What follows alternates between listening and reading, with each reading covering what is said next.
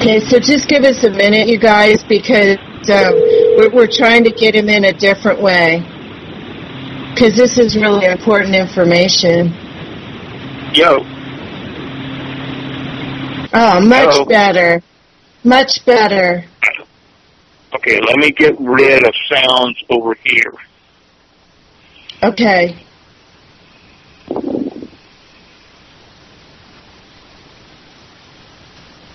Okay, how's that?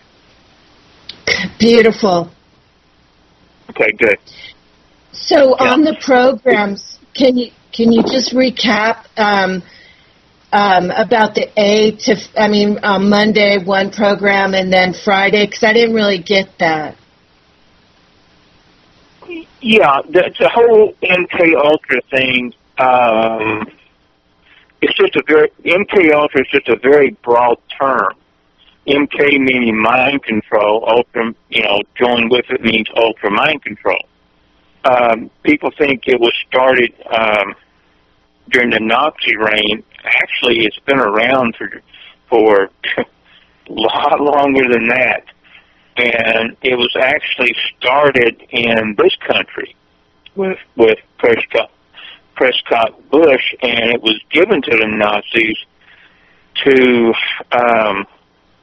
work on and build upon during the World War II era, and be a Project Paperclip after World War II, brought back to this country, along with, it was taken to Russia, Great Britain, some were even given to China, and et cetera, and it was expanded upon. But the way these projects work, there can be hundreds and hundreds of sub-projects under the umbrella of MkUltra. And they shift people around in these projects. You can be in Project A on Monday, Project XYZ on Wednesday. The following Monday, you're right back at Project C or D. I mean, that's just how it works. It depends on what you're good at, what your skill levels are, what your natural-born gifts are, and what and how they can exploit that. And on it goes. People need to understand that the people in charge of these projects use an individual for everything they've got until they're used up. And then they're normally retired, about to pass, whatnot, or sent off to the hereafter. But we were talking about some of the things that have happened over the past, let's say 9 months to a year, with some of the shootings that have been going on. Those are your quintessential Manchurian candidate subjects. People that are engineered, trained, and intended to do one specific job and one specific job only. And I will add, it's been said for a very long time that people like myself, Corso, and some others were Manchurian candidates. No. We never were Manchurian candidates. That is one subject that just turns my stomach, because I deal with a lot of spiritual topics, and to me, being a Manchurian candidate or an MkUltra candidate takes away your free will, does it not? Well, what you have to understand is they implant alternate personalities. The person who commits a crime or the massive atrocities that we've been seeing for the past few months or even the past few years are not really the person committing those crimes. You are implanted with an alternate personality. And that is, okay, I have to back it up. I can only say to this part what was done with me during my group. I have no clue what they've done with groups after me. But with me, it was done with severe torture, trauma, combination of hypnosis and specific drugs, to where alternate personalities were put into the psyche. We were basically split.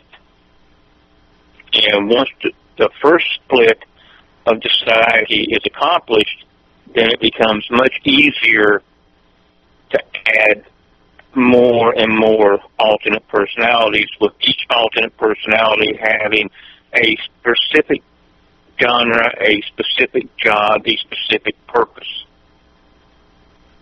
which is so much different than a Manchurian candidate. Okay, Sasha Pierce, who is an ultra personality for Beyonce, how is that different from splitting the consciousness or the psyche to house another personality? And where does that other personality come from? Okay, back up and ask me that one more time, because we're cutting out just a little bit. Okay, Sasha Pierce, who is Beyonce's ultra personality, it said that she's a dark entity that takes over Beyonce's body when she's on stage. She's openly admitted that. So okay. When you're okay, first of all, I got to ask you. I have no clue who you're talking about. You don't know who Beyonce is? No, I don't. I seldom watch TV. I don't. She said at Obama's president election, or his inauguration. She's the beautiful black lady. Oh, is this the lady that's from St. Thomas in the Virgin Islands? Maybe. I don't know. She's really beautiful. She's married to Z Knight, or whatever his name is. I have no clue. I think I may know who you're talking about. Okay, so anyway, here's the scenario. She's done videos where she's shown that her, Beyonce, was murdered.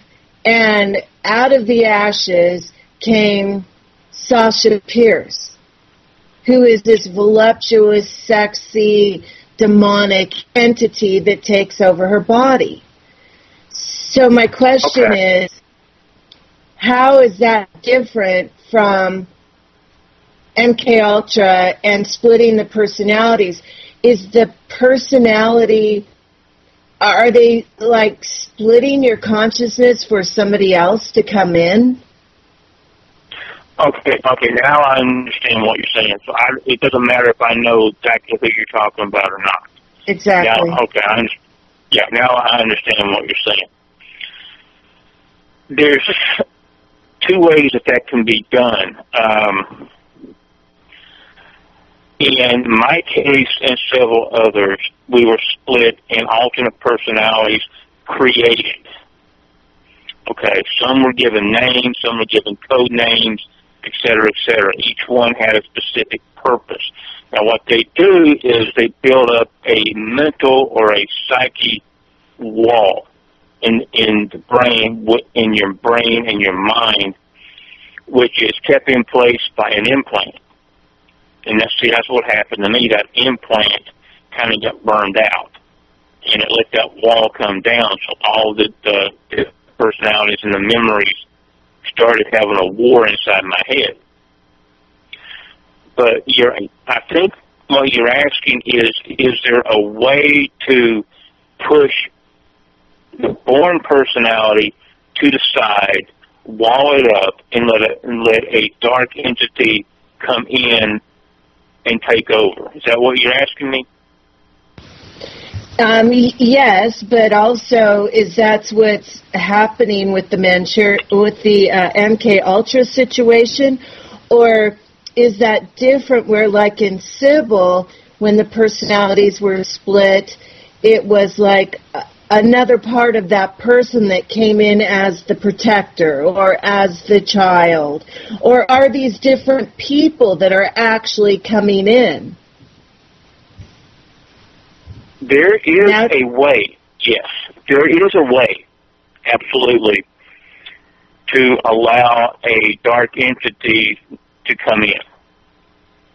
And it's breaking all the rules there is. I don't know how to say that when you go into that short term. There are rules that supposedly cannot be broken. A dark entity can only enter an individual if that individual, via their free will, says yes. Now, granted, a person can be physically and psychologically tortured to the point to where they say yes. That is breaking the rules, but it has been done, and my guess it continues to be done.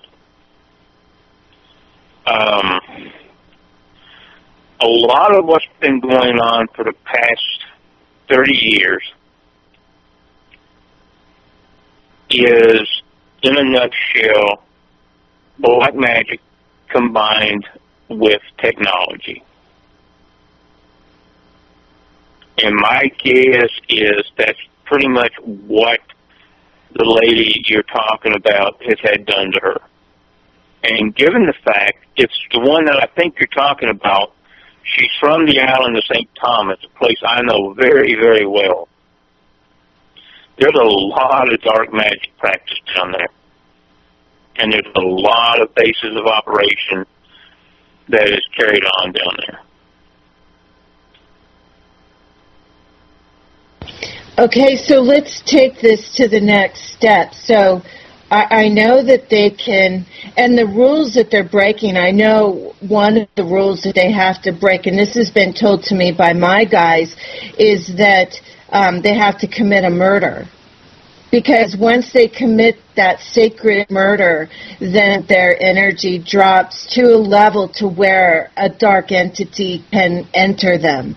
But you have to commit a murder. And then if you go and do your research and see how all these famous people had people murdered around them, it's kind of uncanny.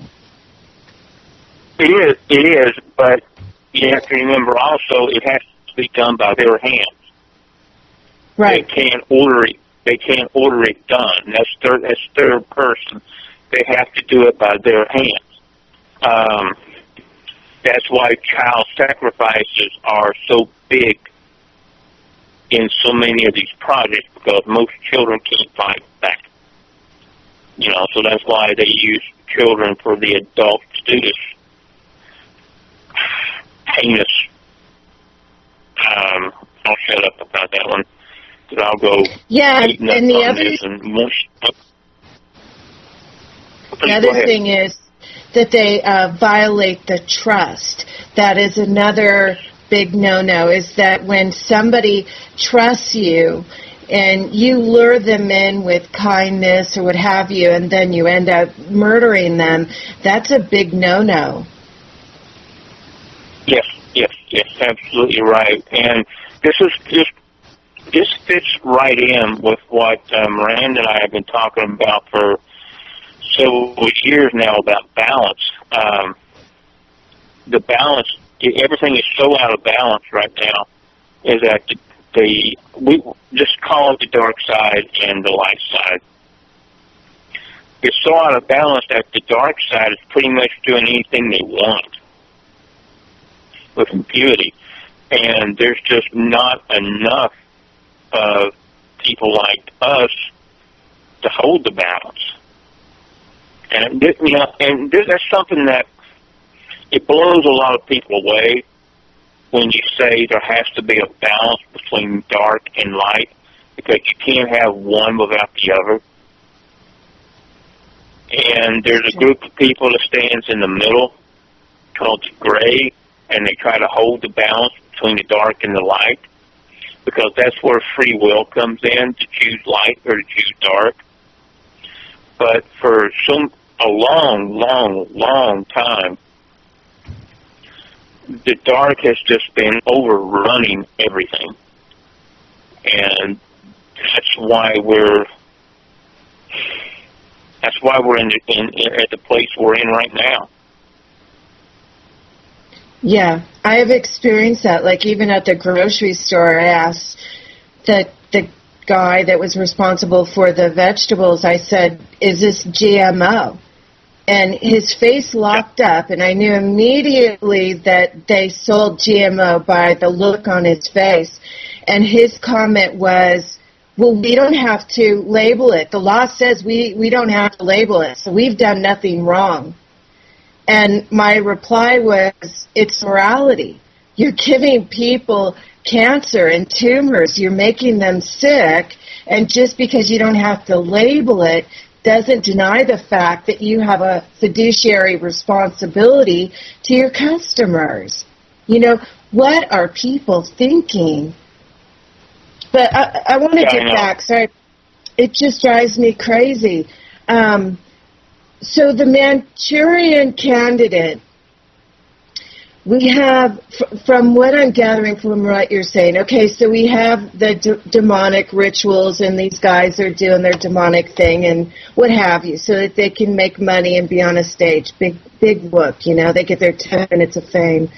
The MkUltra program, like what you went through, where they cause pain, grief, and horror to split the mind so that you can house another personality. From what I've studied in Psych 101, which isn't very much, but they said that in that situation that it's a part of you that comes in to heal that abuse. So it's just another facet of your personality. It's not a new entity. Would you agree with that? I would. See, there's totally different things here. When you're talking about having someone go through torture to allow a dark entity to come in, that's one thing. That's way out there. That's totally different than just splitting someone's personality and implanting a new personality. See, like in my case, the way it was done with the group that I was in with, we were tortured to the point that we had a choice to either just die or split off ourselves into an alternate personality. Now, what they did with us is they gave us a drug cocktail that was designed to keep us from fainting or blacking out from pain. So no matter how much pain we were in, we couldn't pass out. We couldn't black out. We couldn't faint. We couldn't nothing. So we had a choice to either die or split off to save ourselves. And that's what happened. The ones who survived split off into an alternate personality, which is like a blank slate. And then the scientists who were doing this to us had that whole blank chalkboard to fill in. And then they could do whatever they wanted. They could make that personality into whatever they wanted. And once it was done once, it became very easy to do a second, then a third, then a fourth, and so on. Although when I do hear of some people out there having 64, 199 personalities and whatnot, I do balk a little bit. I think for the most part, 4 or 5, in that range is about it that most people can have and remain and keep any kind of sanity. Personally,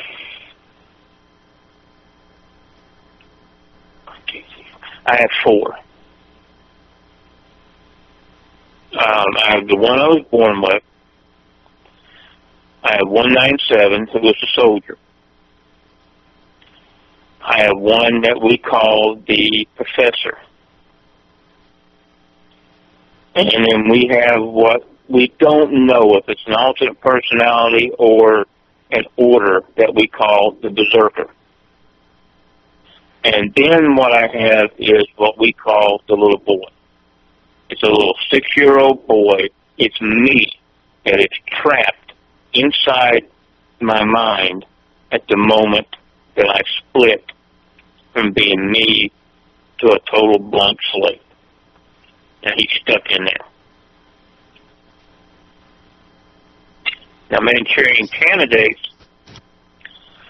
they don't actually split the personality. They implant orders. And, you know, I've had people say, you know, you cannot hypnotize someone to do anything beyond their moral compass. Bullshit. Yes, you can. If you are under enough physical, emotional, and psychological trauma, and at the same time being implanted with orders, i.e. being told what your job is, what you will do, when you will do it, and how you will do it, once you are triggered, you freaking will do it, or you will die. It's that simple. And right now, my guess, my estimation, there are thousands of those people walking around right now.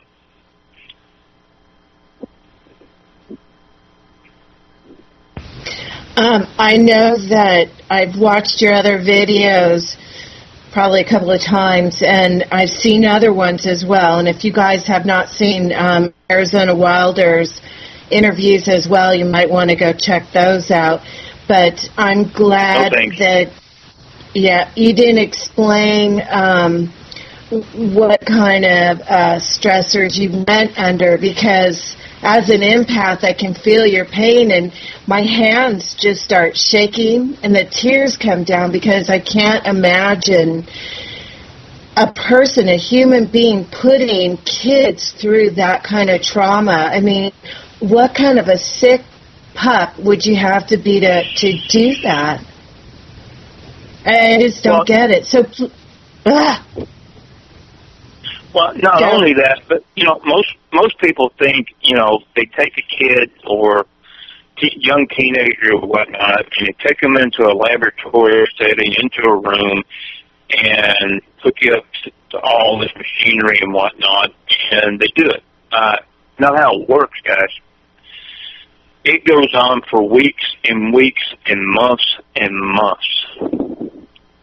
One of the things that they wanted with the I hate the term super soldier. I hate it with a passion, because it's a Hollywood movie term that really doesn't fit with us. I would use the term more of an augmented human or an MkUltra soldier or something of that nature. I just hate the term super soldier. But what they wanted with us is a pain tolerance that is off the charts. So they would start us out small, and every day increase, and increase. And we were put in a situation to where we didn't know if it were day or night, what day it was, what week it was, what year it was, or anything.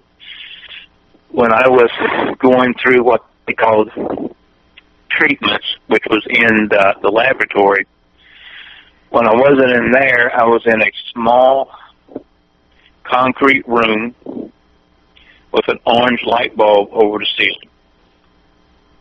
That was it. I might have been in there for an hour. I might have been in there for 36 hours. I had no idea. How old? Then the door would open. I'd be dragged back out, put back in the chair, and go through it again. But each time I was put in the chair, it was up another level, to the point to where you have that choice: split off or die. And there was 1,000 of us in my group. This is what I was told 30 years ago. There was 1,000 of us from around the world in my group. Less than 300 of us made it. All the other kids died. And I think they were the lucky ones. How old, Duncan?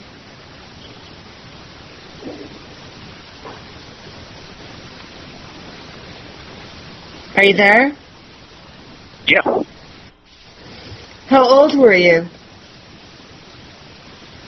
I was about 6.5, six and a half, somewhere in there. Dear when God. I was first taken in. I remember being taken in and being tested for the program, and I actually do remember the test. And then I remember being given a cup of Kool-Aid and then feeling very sleepy. And then from there, the next memory I had was about almost 4 years later. And so I was gone for about 3.5, almost 4 years, in which they had me doing it. It took that long to implant the personality. I mean, see, it's not as simple as it sounds. You don't want to implant a personality that's a total simpleton. Okay, you want to implant a personality that you can mold and teach and train, and that can listen and do everything that needs to be done. Not, a total, I don't want to offend anybody, but just a total idiot, that can't walk and chew gum at the same time. Which is a lot of times what would happen in these projects. Even if they did split off, the alternate personality that came out was just something that couldn't be used. And then those kids and those young adults, as it were sometimes, were considered expendable. And then they would be used in training of some of these other kids who did split off. Okay, pass. I know where you're going with this. Let's skip that part. I can't handle the abuse. It appalls me. It scares me. I just hate it. How many different nationalities are important for these MkUltra kids?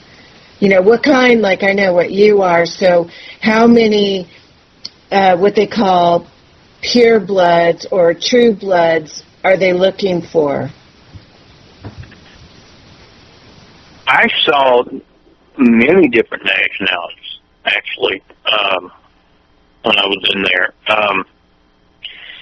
What I was told later, years and years ago, they were looking for specific blood types, and they loved the combinations.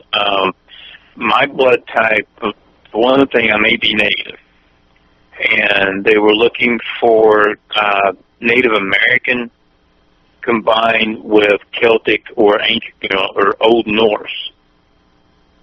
And there's been a real big misconception about that.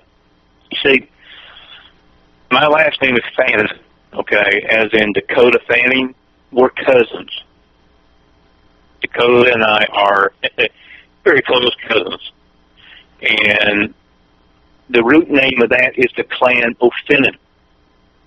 The clan O'Finioan is 3rd century AD Celtic, but it comes from the ancient Norse. The ancient Norse created a Norse settlement in the southern tip of Ireland in the 3rd century A.D. That's where O'Finioan comes from.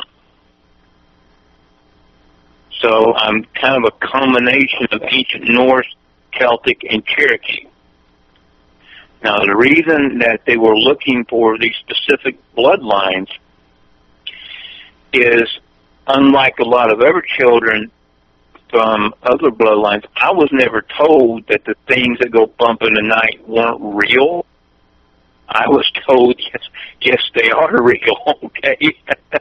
Like, a kid grows up, is very young, and can see ghosts. If that kid is told over and over and over enough, then they stop seeing the ghost. If they're told enough that they don't exist. But if they're not told they don't exist, then they grow up to become psychic mediums, right? That's how it goes. I wasn't told these things weren't real because the Cherokee bloodline and the ancient Norse bloodline don't do that. They don't shy away from anything like that. They embrace it. And that's just my guess.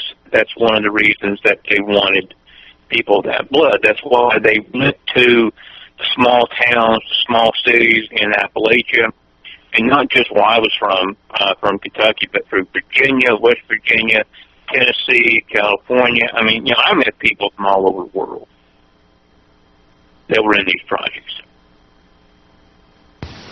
Can I give you another hypothesis that... Mm-hmm. And please tell me your honest, don't hold back, your honest opinion, but you talked about the North and your clan, and bells are going off. Are we talking about the Nordics, the true Nordics, the DNA of the Palladians? Is there something to do with that? And then this goes to Atlantis, where they had all of these super gifts. Is there any way that could all be tied together? All I know about that is we're talking about the bloodline of Odin. We're talking about the ancient Norse, the ancient Vikings, down through the bloodlines from Odin and his court on down. That I do know. Anything beyond that, which would be pure hypothesis, I would say any guess is as good as, any guess is as good as any on that. Well, I'm kind of getting that intuitively, so I'm wondering if any of our listeners would want to help us do some research on that, and if you could send it to Dave and let us take a look at what you find. It would be kind of fun, because I kind of think that this is connected, and that's where it's going. Because the next question that I want to go into is your gifts. You're not only psychic, but you have additional gifts that I don't think everybody's aware of. And please only share what you're comfortable with, okay? Oh, no. I've been... Look, let me just put this out there. And no, Andrew, I haven't had any gifts. God, I wish I had some right now. One of the biggest things out there is people talk about if you're able to have a discussion about this subject, then you were not involved in it. Okay, it comes down to personal choice. I made a choice years ago that no matter what the pain, what the suffering, I wanted to know. After I got all the memories back and all through that, I wanted to know. And when people hear Miranda and myself and Dave and a few more do interviews, and we're laughing with each other, and we're talking about all this horrible stuff, but we still have a sense of humor. What people don't see is the after. They don't see the migraines. They don't see the nosebleeds. Okay? They don't see the loaded and cocked weapon in the hand outside at 3 a.m. because of what talking about this stuff does to us. But we made a conscious decision years ago that talking about it and trying to stop these projects was worth the pain and suffering that we go through with it. And if anybody's got a problem with that, come see me next month in Vegas. We'll talk about it face to face, okay? Now, I can tell you this about the bloodlines. This is not conjecture. This is not a guess. This is fact. One of the reasons that they wanted a specific group of us in these projects was to control us, to try and keep us under control. That was why they were looking for some certain bloodlines, genetic lines, etc., not because they thought we would be great in the project. We would make great augmented, implanted soldiers or anything like that. They wanted us under their control for whatever reason. Now, they can't kill us. You know, universal law says they can't kill us. That's why we're still alive. However, they have hired out third parties to try and do it for them, and they've gotten in some really, really hot water for that. Trying to upset the balance of dark and light even more. But there's a lot of things out there that is about to be made public and clear that will shed a tremendous floodlight on all this, and people will start to see how this fits in with everything that's going on right now. And I know I got off subject a little bit.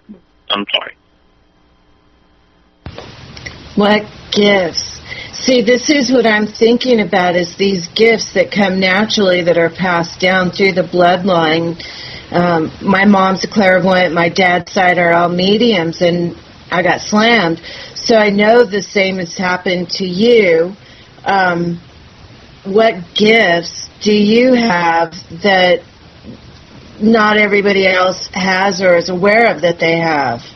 I mean, getting off that helicopter and doing that white thing that you did, that was kind of impressive in a dark sort of way. But the helicopter incident wasn't me. That was a group effort. It just so happened that I was team leader for that, but that was a group effort. That wasn't me. That was a group of 12 kids joining hands and becoming one hell of a battery. That's what, basically what that was. And then there was a 13th person involved in that who directed the energy. I was in the center of the horseshoe, semicircle, we call it the horseshoe.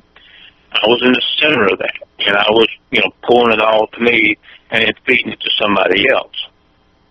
And that person directed it to where and how they wanted it to go. But, God, I'm trying to figure out, I'm stalling here, MzMugzzi. I'm stalling. I'm trying to figure out how to I'm just trying to figure out how to answer your question. That's a human scalar weapon right there that you're talking about. But, okay, I get it. Let's not go there.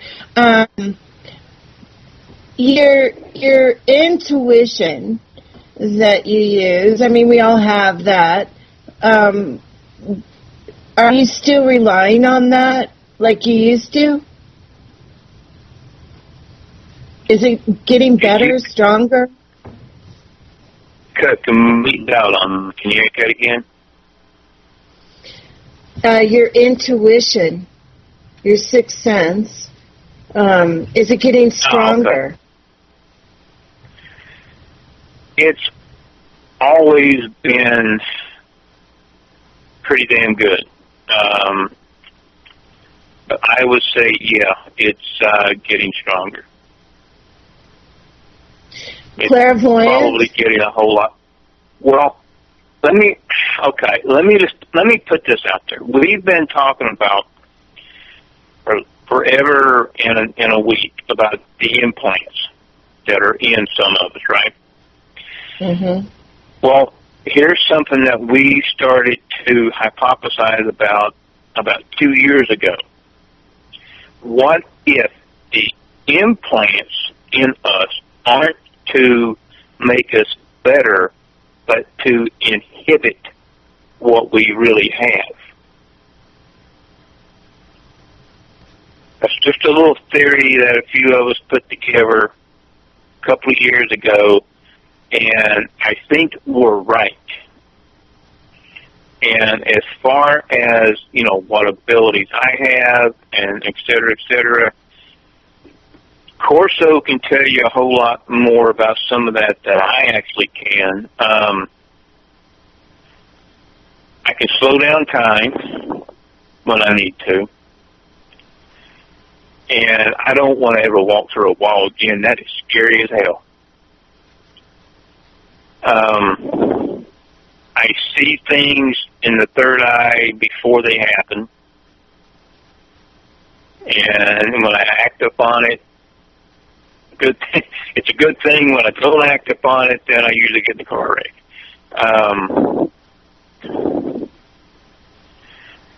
Some of us are able to communicate pretty much 24/7 mentally, psychically.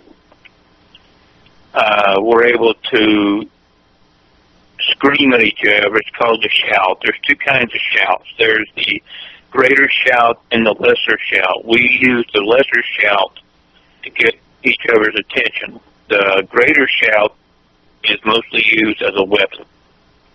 It can be used to knock someone down or put them out. That's the greater shout. And it kind of goes on from there. Just a lot of it are things that we take for granted, and there are times we sit back and wonder why everyone else can't do it, because we use it. There was about 2 years ago, Miranda and I was cut off from the other side, which we draw from a lot. And I thought I was going to die. There was about 4 days there where we were completely cut off from the spirit world. And we literally had no abilities, no psychic communication with each other, anything like that at all. And I thought I was absolutely going to die. And then by the end of the 4th day, I get this voice in my head, that kind of says, "How do you like being human?" And I'm like, oh, crap. Okay. And then it all came back. Snap of the finger, flash.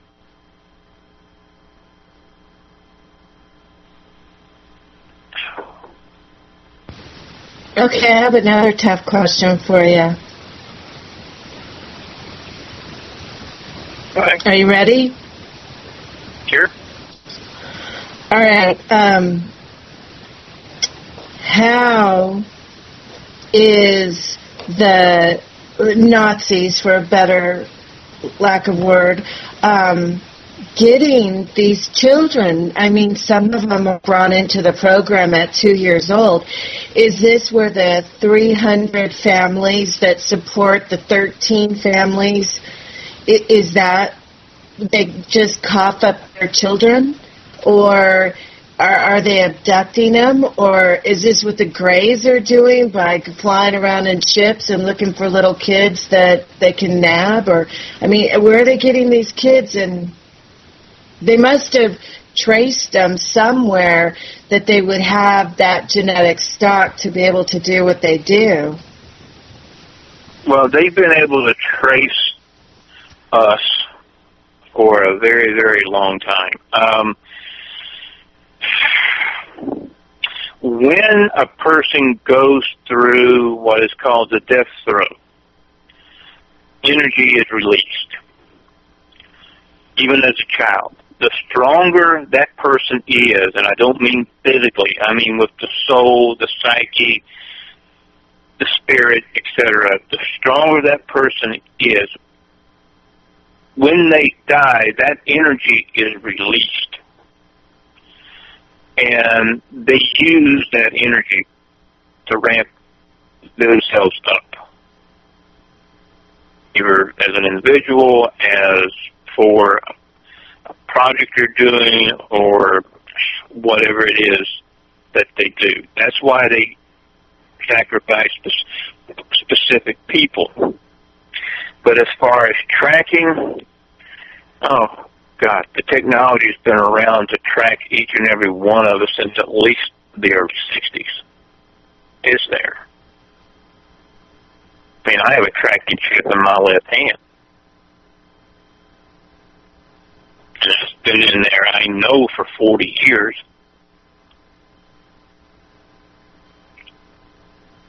But they use death throw energy for their own purposes. And that's why someone who is being sacrificed they make it as horrendous as possible. They make it as psychologically scary to that person as possible. They literally try to scare them to death before they ever use an implement to take their life. And that is pure, solid black magic at its worst. And I detest anyone who uses dark magic.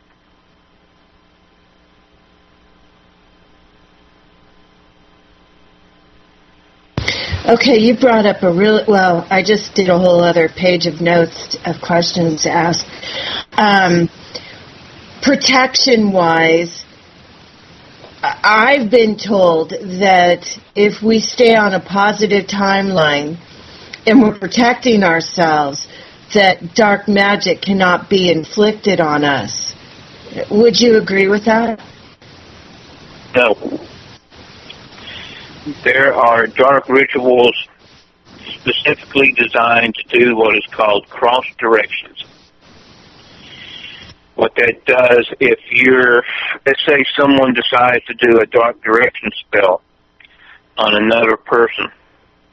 The person that spell is being used on will find themselves losing car keys, for example, laying them down and not seeing them, tripping over their own feet when they stand up, all through the day in and day out. And what does this do? It keeps their mind focused on their, quote, clumsiness, unquote, and away from what it is their minds need to be on. That's called cross directions. It doesn't matter how much protection you've got. Some of these spells work. And the only way you can truly protect yourself from dark magic is to know it and to understand it, and to use what we call the 3 S's: salt, silver, and sage. If you wear silver, if you use salt and burn sage regularly, you can severely diminish it, if not all out, move it away from you. But if someone has put you in their sights to use dark magic, you're in a world of hurt. And meditation and all that ain't going to do it. you have to be proactive in taking care of yourself. That's something that a lot of us we deal with stuff like that every day. That is fantastic information, because most of us wear silver all the time anyway. Hey, what is your opinion on orgone? Orgone jewelry, orgone, buried out in the backyard. What do you think about orgone? You haven't spent any money on it, have you? Well, I know people working on it, but go ahead. You don't think it does anything? I'm going to make a lot of people mad. It's a lot of BS. It doesn't work. I've got about 2 pounds of it. I tried it out when people first started coming out with it and making it, into a big deal. I've tried it. It doesn't do anything. There are symbols out there. Symbols are ancient. Symbols is writing. Writing is words on paper. Words have power. Words have meaning. There are specific symbols that can be used. Silver and salt are your two absolute best weapons because they are two universal constants, just like water. That's 3 elements, along with fire being 4, spirit being 5, that is found throughout the universe and throughout the entire 9 realms. And it's recognized in all 9 realms, all throughout the universe, for its specific properties. You want to protect yourself? Use that. And that is the other thing you were asking me about talents and gifts and whatnot. Mine's fire. I can't be burned. It's almost impossible. I can literally draw flame into my left hand and put it out my right. I can take a 3-gallon pot of water that should take 20 minutes to boil. I can put my hand on it and boil it in 5 minutes. Because I'm fire. Miranda's water, she puts it out. Inside joke. Are you guys trained to do that, or is it something that you learned how to use? It's what we were born with and exploited by the projects. That's the easiest way I know to say it. Anything that we had that we were born with was exploited. What is your opinion on crystals, using crystals? I've heard so much about Atlantis used to use crystals and that we don't know how, and that they have all this energy and stuff. So where do you stand on crystals? I use crystals all the time. I use crystals in healing. I use crystals a lot when I trap demonic entities and pull them in the crystal. Crystals are good. We're coming crystals, back to that one. That's one of the things that we do. That's one of the things that we do with people who are afflicted. We literally draw them out and force them into a crystal. We then put the crystal in a steel container with sea salt and then bury it. Let the earth reclaim it after 500 years or so.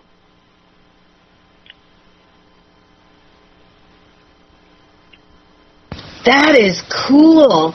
Can we all do that? Not really, honey. No, not really, honey. It's not cool. I've been ripped to shreds by these things. The last job we did was in Salt Lake City. This thing got hold of my left arm and let's just say my left arm was covered in blood. My entire left forearm was covered in blood when we were finished. And I was white as a sheet. It took that much power, that much energy to put this thing in a crystal. That's just one of the things that we do. I'm glad that's you do what you do, and I do what I do. High magic, that's ritual magic. It's very difficult to do. It's very time-consuming and very, very dangerous. I wouldn't recommend it for anybody. But we're good at it, and I like putting these nasty bastards back in their place. We're glad you do it. I was just thinking that, man, you'd have to be trained. Never mind, I'm not even going to go there. I want to ask you if we could clear up the Manchurian candidate for one moment. I've seen a phenomena where there seems to be the Manchurian candidate in the front, and then on his left will be somebody that is feeding the information to the candidate. He's standing behind him, and it's almost like he's a computer, and his eyes are flapping up and down, his eyelids. It's almost like he's giving data to the Manchurian candidate. And then there's a guy to the right who seems like he's the grounding wire or something. He doesn't blink at all. He doesn't even move. So is this some way that they're using Manchurian candidates, or is that something completely different? Trying to picture what you were saying there.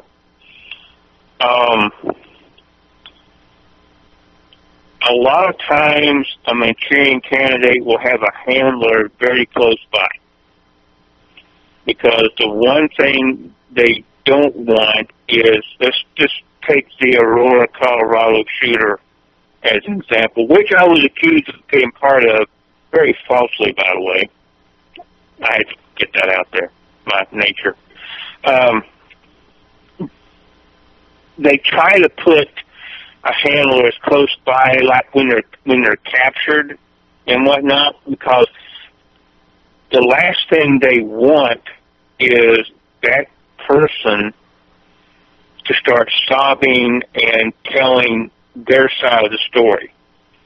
Like, I remember being hypnotized, I remember parts of this or parts of that, and whatnot. They want that person to remain stoic, totally out of it, in the courtroom, totally out of it, so that what the people watching the TV looks at is a total loner nut job. When actually that person isn't, they're being controlled. Now, with technology being the way it is now, I would say they probably put an implant in that individual, and they keep somebody close by with what we call the magic box to keep them in control.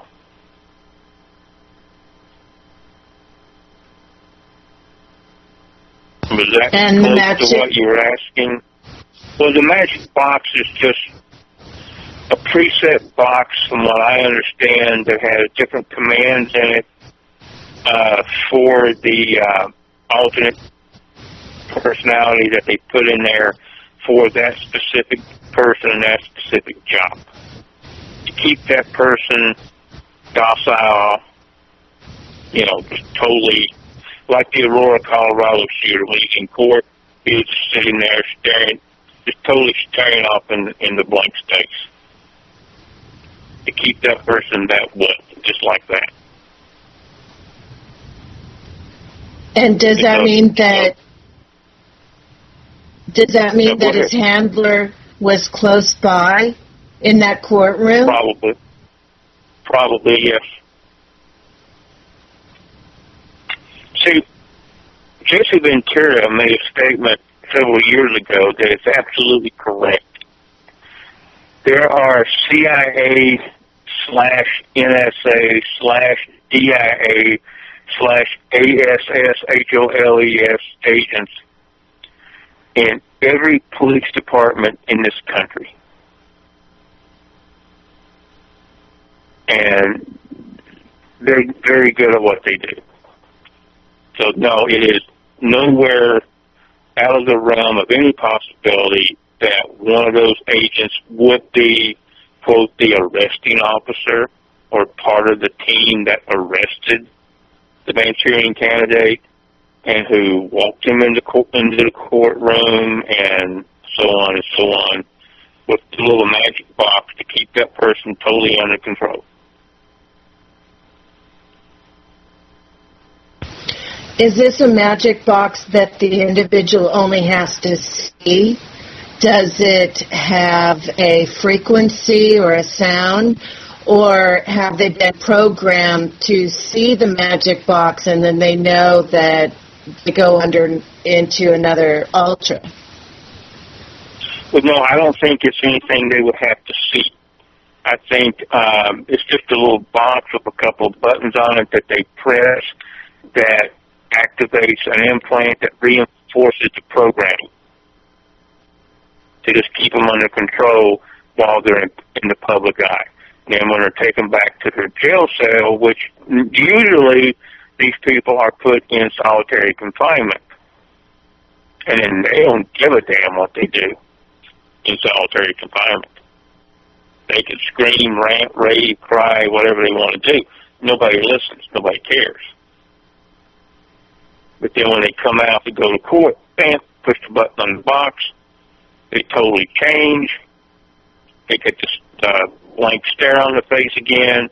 They walk out into a courtroom, they sit there, don't say a word, court proceedings are done, take them back to solitary confinement. I mean, have we ever seen any one of these so-called lone shooters, Manchurian candidate types and all these ever actually go to trial?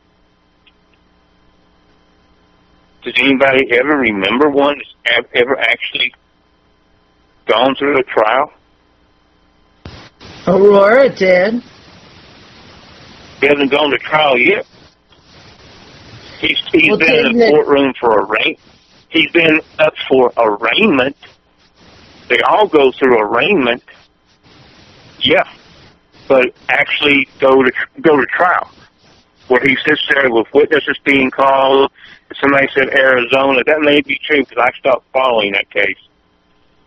Because the Arizona, the one that shot the Guilford, the congresswoman, she wasn't the primary target. The federal judge that was killed was the primary target. And you get collateral damage, hey, so much the better for them.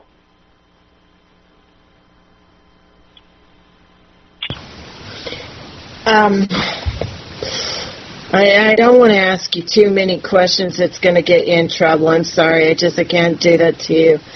Yeah, but like I told you, I stay in trouble.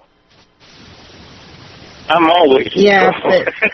But if something happened to you, I just would feel awful. I can't handle that on my conscience. You're too valuable alive, and I couldn't do that. Have you, in your intuition, let's do something fun, Duncan.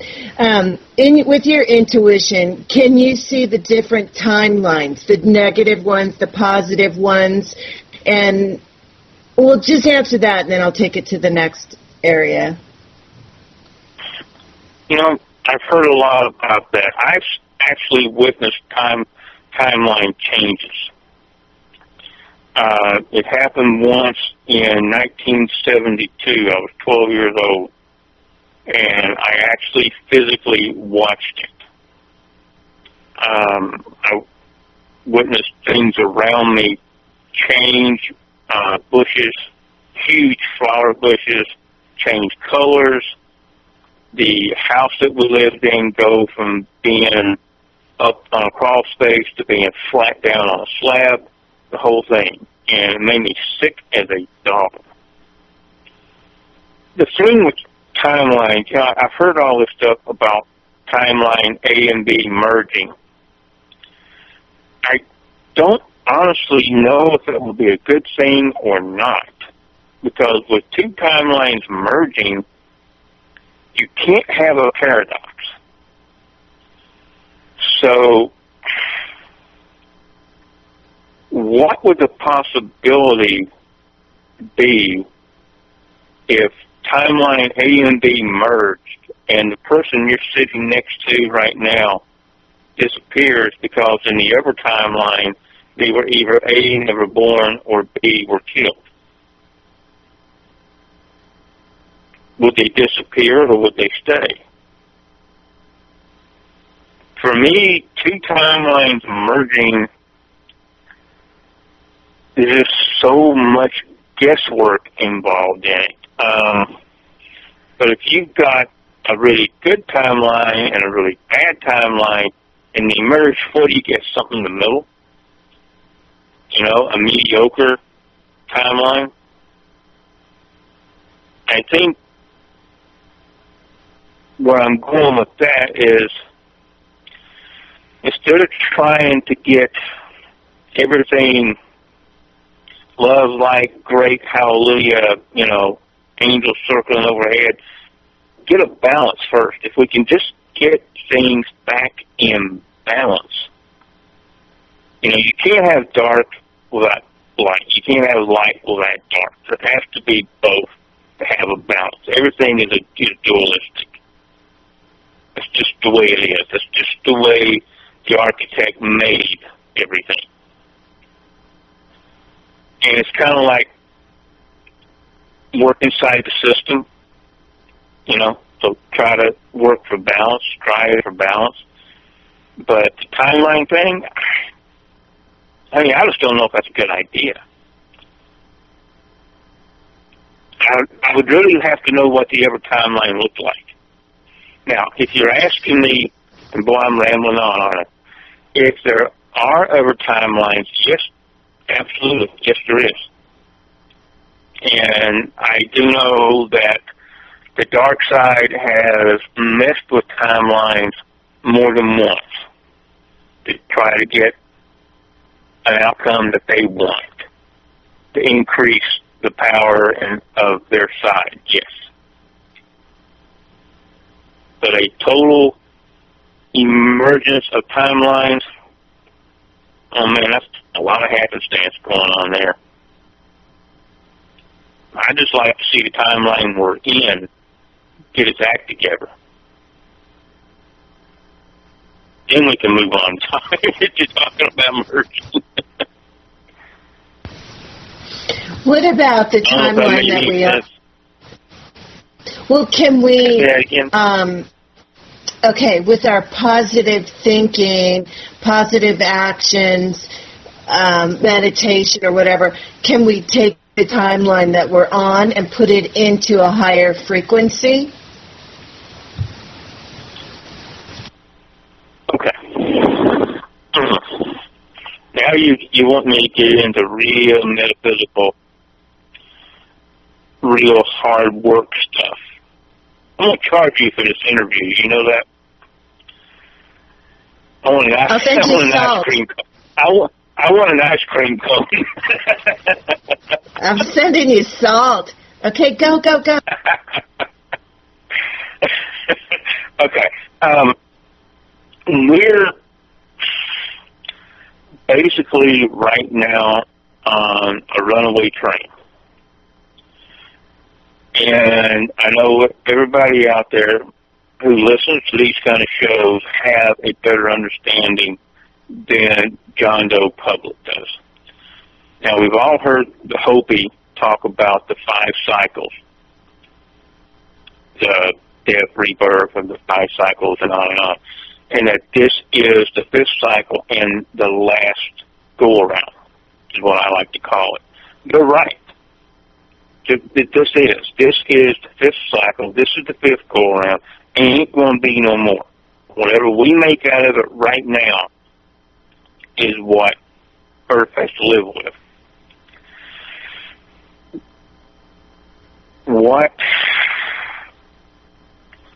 this group that is running things right now, what they're trying to do is literally merge hell, H-E-L-L, hell, which is a real place, boys and girls. It does exist. It's a dimension. It's a different dimension. They're going to merge that dimension with the dimension that we're sitting in right now, so that there is literal hell on Earth. And I've seen it. I've been taken there. And I was begging to leave. And I'm not ashamed to say it. I was actually begging to leave. And that's what a group of us is really trying to fight to keep from happening. Now, there's a very, very old Catholic prophecy, which a lot of the Catholic prophecies actually came from even older prophecies, that at the last go-around, which is now, the end of the 5th cycle, which is now, whoever controls the most souls, because a human soul is the most powerful thing in the universe. The human soul is likened to a nuclear reactor or a small star. That's how powerful it is. That's why the different sides want to control the human soul. They need that energy. They want that energy. But at the end of the 5th cycle, whoever controls the most souls, i.e. has the most power, the most energy, rules. They rule. So what it basically comes down to, do you want a reborn Earth with no technology, and you get to live, and you get to plant, you get to sow, on and on it goes, or do you want hell on Earth? That's the runaway freight train we're on. And I just don't know how to explain it any different. Okay, what about, yeah, I've been seeing the same thing. There's nobody driving the train right now. That's what I've been shown as well. And that we can create the future that we choose by our thoughts and our actions. And so that's why it's important to remind people of integrity and ethics, even though it's not labeled, but it's important for the energy that is being put forth.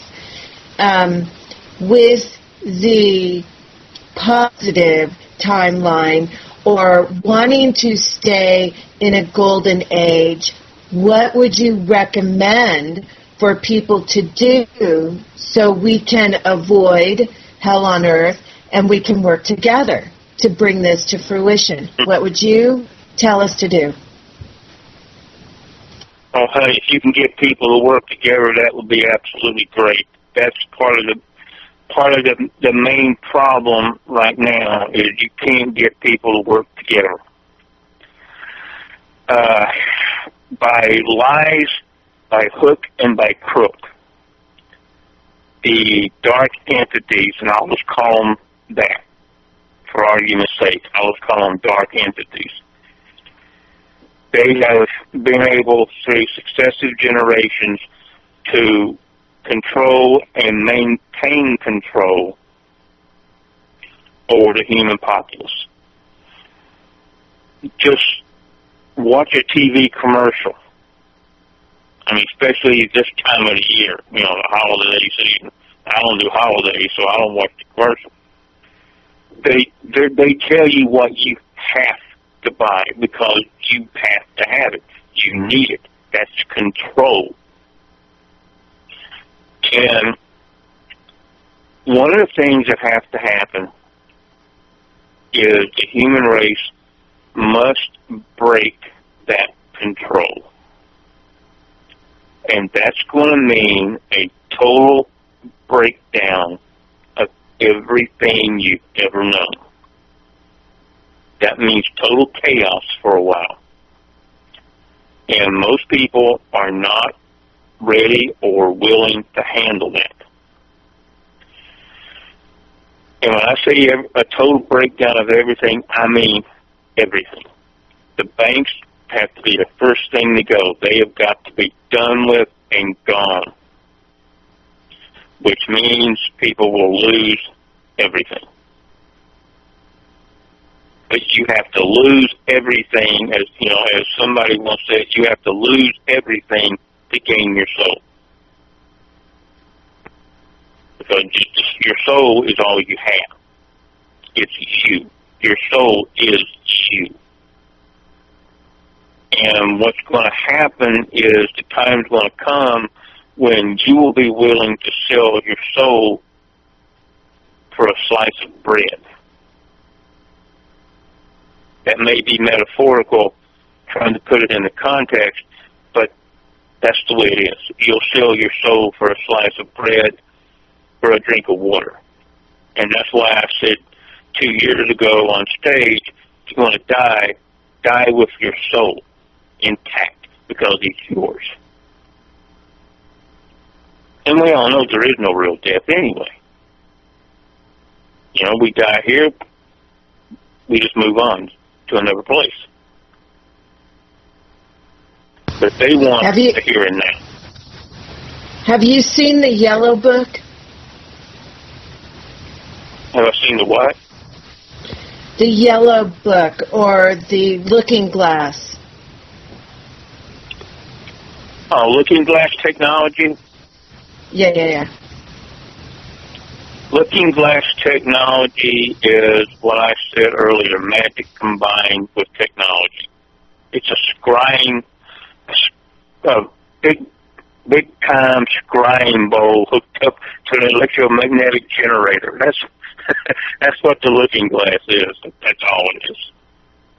No, I've never seen this Yellow Book. No, I just get grabbed and taken to different places and told to stand there and observe, and I'm like, get me out of here, okay? Now, please. Can I go back to my living room now? I say they because I really don't know how to explain who they are. It's a combination of different beings. I get to live the different scenarios if things don't go right.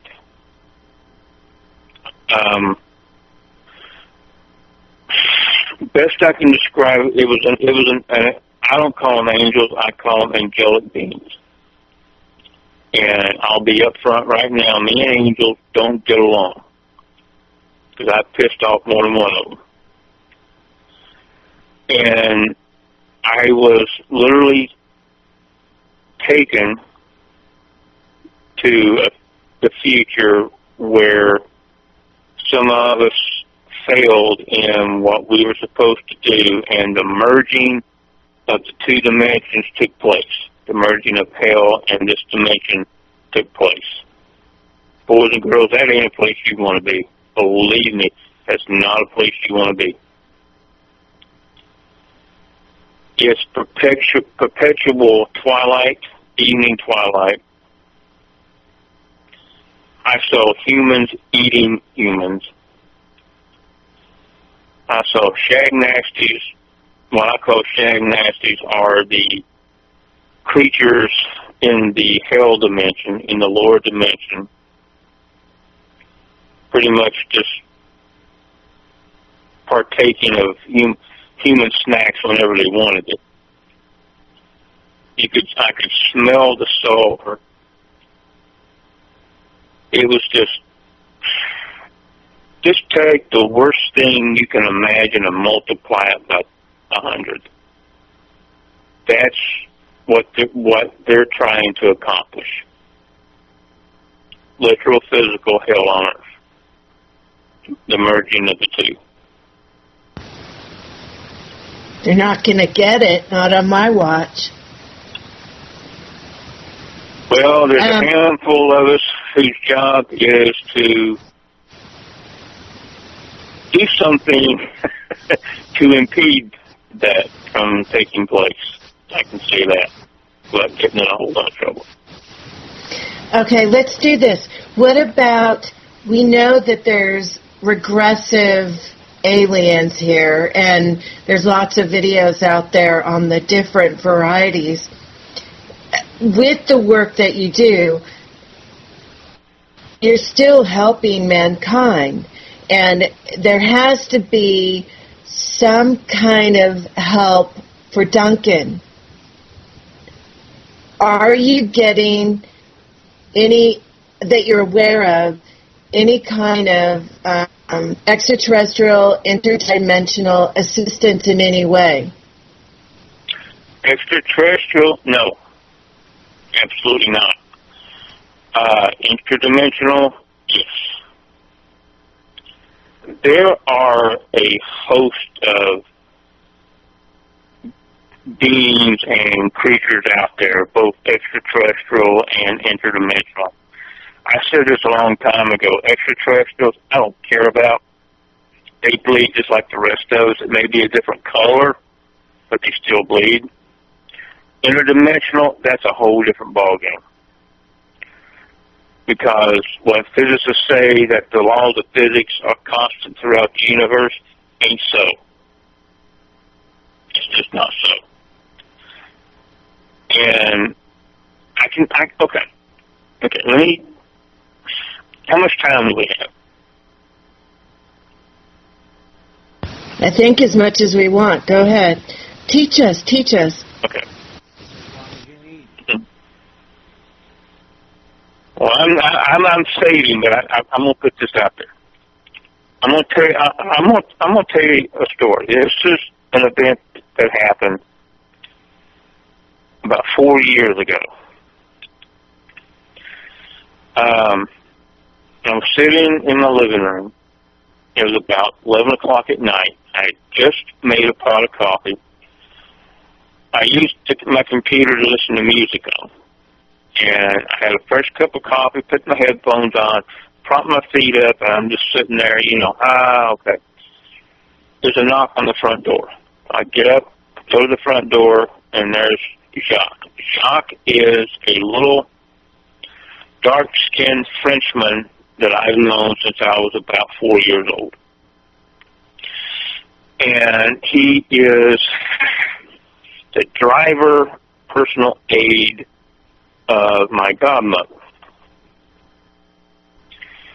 And I was told that first of all, he handed me like an invitation card, except nothing on it was written. It was stamped, like what they call it, would they raise the lettering up in whatever that is. And he said, thank you, that my presence was requested. Well, when my godmother sends me a card like that, that doesn't mean requested. That means get your ass in the car, or I'll come and get you. And that is not a happy thought to me. So, of course, I have to be a smart ass.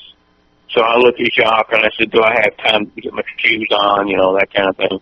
And I just closed the door in his face. So I put my boots on, put my shirt on, all that good stuff. Get in the back of the limousine. And I have a hood put over my head, so I can't see where I'm being taken. And I'll explain why the situation ticked me off so bad when a certain TV show came out a couple of years ago. I was taken to this, what looked to me like the deep interior of a huge warehouse. And that was somewhere in the vicinity of where I live, no more than 40 miles in a circle, which could be a lot of different places here. And I'm led through, there's a long table sitting there, and I'm facing what is known as the Great Council, of which my godmother is the head of the Great Council. Now, I know this sounds as far out there as anything can be, but guys, I'm looking at creatures that I didn't have a clue existed.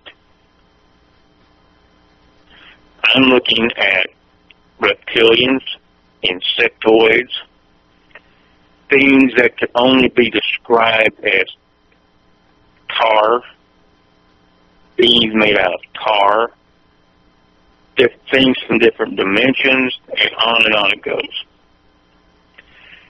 And I was told to choose left, right, or in the middle. And there was one hell of an argument that took place. And both sides presented their argument. One side as to why the human race should be allowed to continue. The other side giving their argument as to why the human race should be eradicated, taken over, enslaved, done with what they wanted. My argument to that council was that the human race deserved the opportunity and the chance to grow on its own. And I said, because you bastards have interfered from day one. The human race has not had a chance to grow on its own and to reach its potential. I choose gray. And oh boy, dude, that comes with responsibility. But that's what we're up against. All these different sides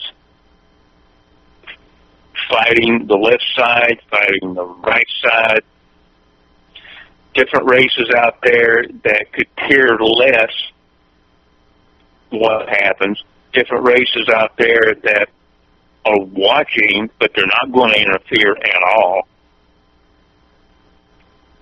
and on it goes. And that's where we stand. I have two responses. Number one, who the heck are they to decide our fate? Get the hell off our planet. And two, where are they with this decision, and why won't they let us develop? I mean, with the scalar weapons and bringing down the frequency, the fluoride and calcifying the brain, turning off our compassion genes, I mean, the medical stuff alone that they've done is horrendous. They don't do anything. This is what I said earlier, where they work through the third-party system. Okay? So you've got two sides there fighting against each other. And this is where you have the different families on Earth, the Rockefellers, et cetera, et cetera.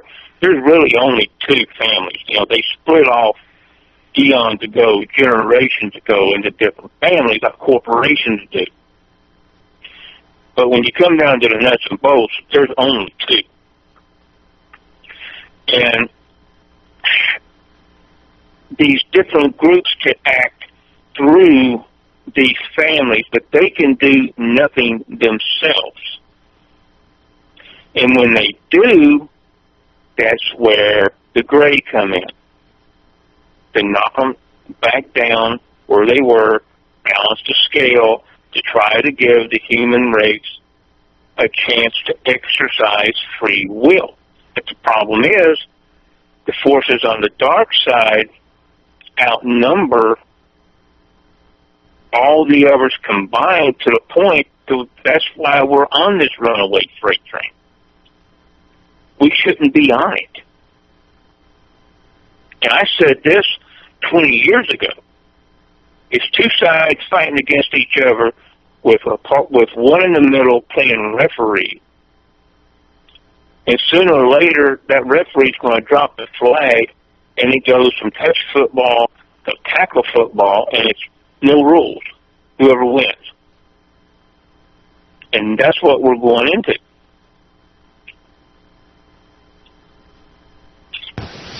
Well, okay, what about going through the galactic plane, the 5D, the new Earth, and, you know, Kumbala, and everything's going to be hunky-dory now? Where are you on that? You mean like trying to find an Earth 2 and reestablishing it and going on like that? Well, and I don't mean this in a derogatory way at all. I need to preface this, that this is just a theory, and I think people need to know that we see things from our own perspective, and even though we might be saying the same thing as somebody else, so I don't want to discredit anybody, so please take this with a grain of salt. Silver, and what was the other thing? Silver, salt, sage. Okay, I got it. 3 S's.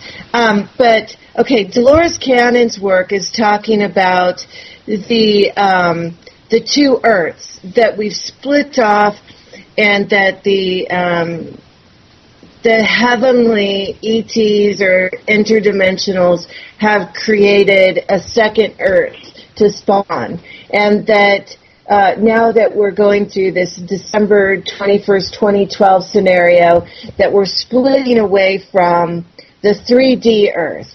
And so we're actually going to be noticing a new galactic plane. We're going to be noticing a new sun. We're going to start to notice new colors because we're going into a fifth dimension, a higher frequency. And then and there's more than Dolores Cannon. There's a lot of people talking about this. Then the flip side is that the original Earth, which is kind of like shedding just the skin of Mother Earth, stays in the 3D dimension, and that those that have created this evil get to play it out. But we're not going to be a part of it because it's not something that we subscribe to. So, and it kind of makes sense to me, because how can we be spiritual beings and love and help each other, and then we're dealing with these people that are just scrupulous, killing?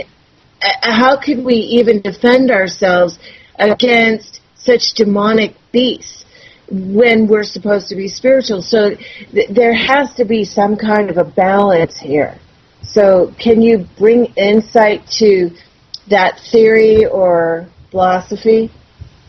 Thank you.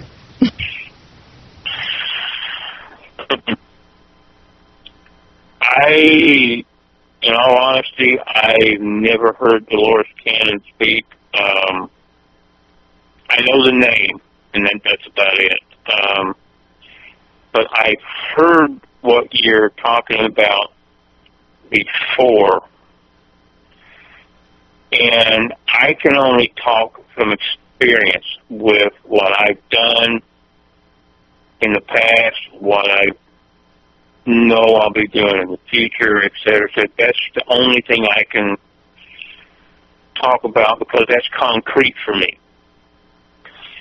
But a lot of what you just said, i.e. Dolores Cannon, sounds a whole lot like the evangelical Christian rapture.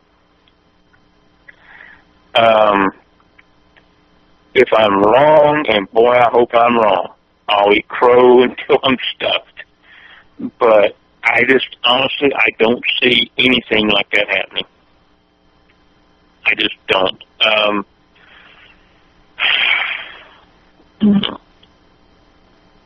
Try to choose my words very carefully. But I don't want to step on anyone's toes or say, yeah, I think anyone's wrong or whatnot, because I think there's a lot of room out there for a lot of people to be right, because there's a lot of things going on at once.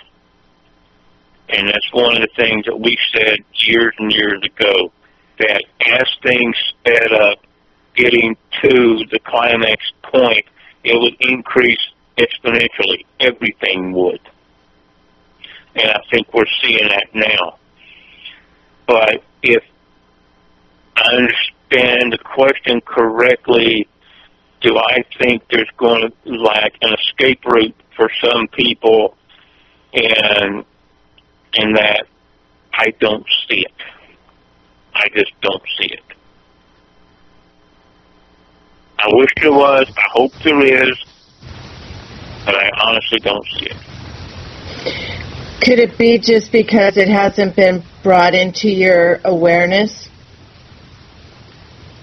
That maybe it exists, but because you're so busy and you're doing your own thing, that you're not really looking at, you know, the different philosophies or the different prophecies, or, you know what I mean? It just hasn't been brought into your conscious awareness. Could that be a reason? I would not rule that out, no. I absolutely would not.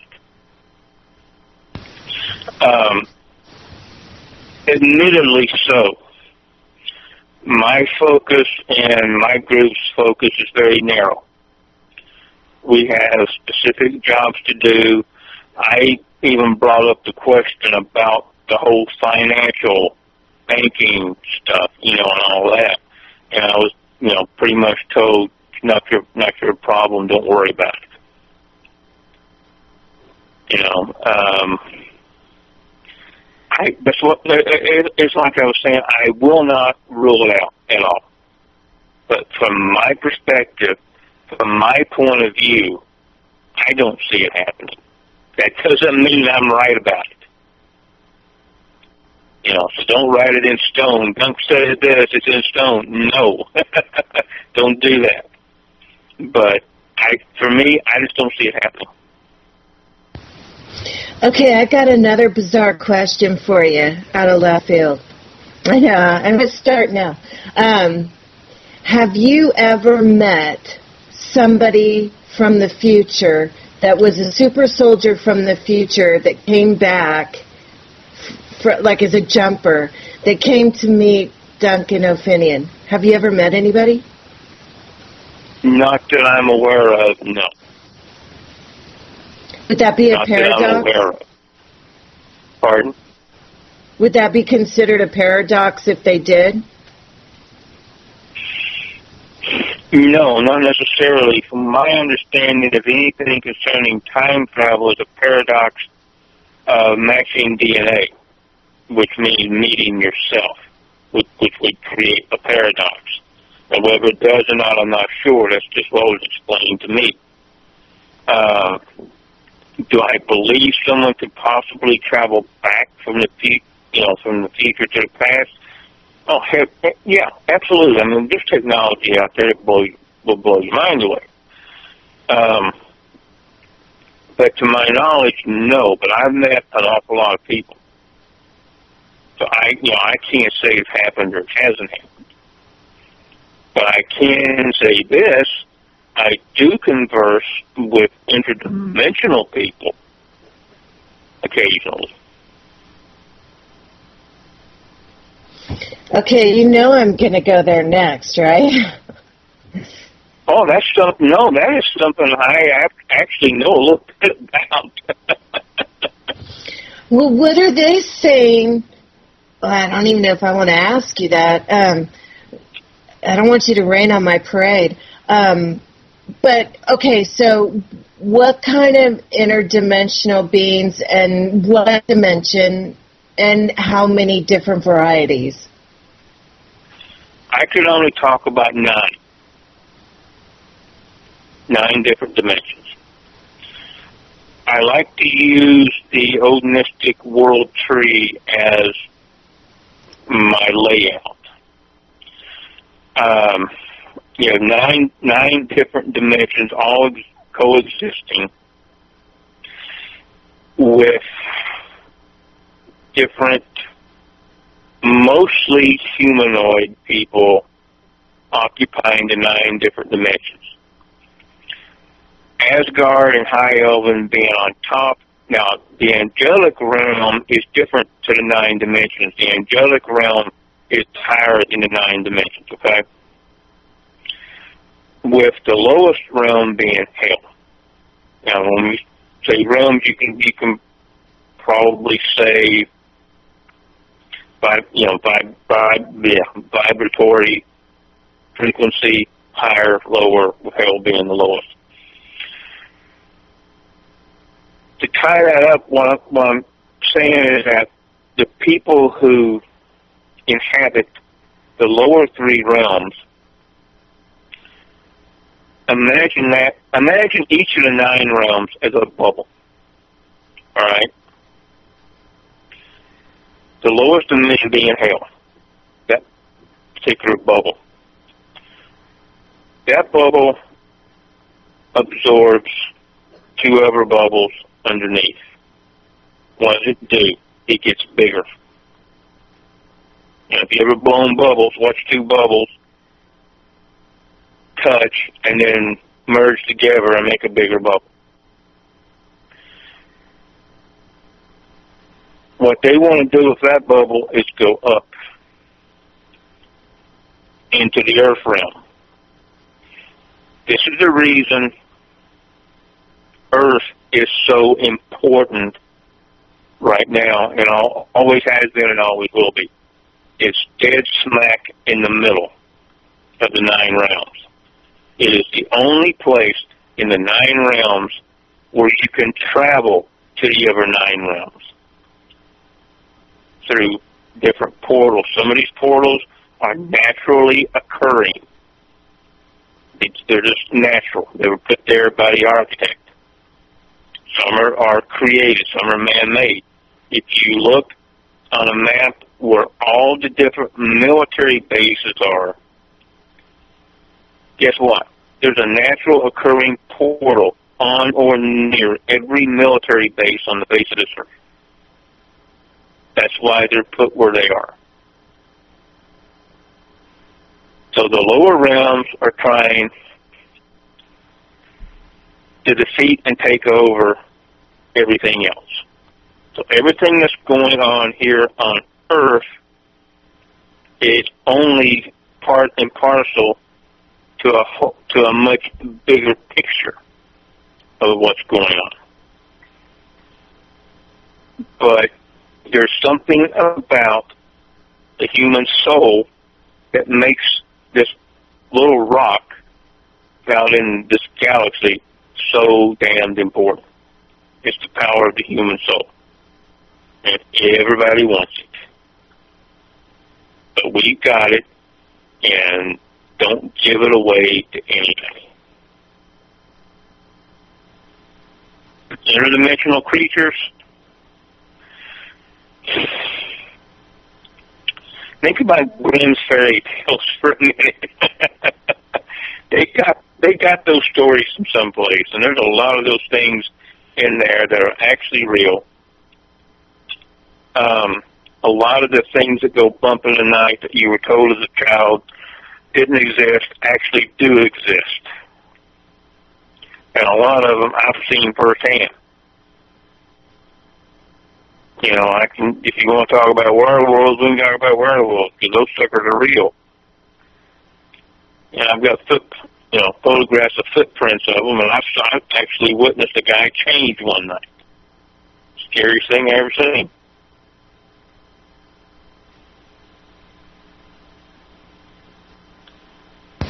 Wow.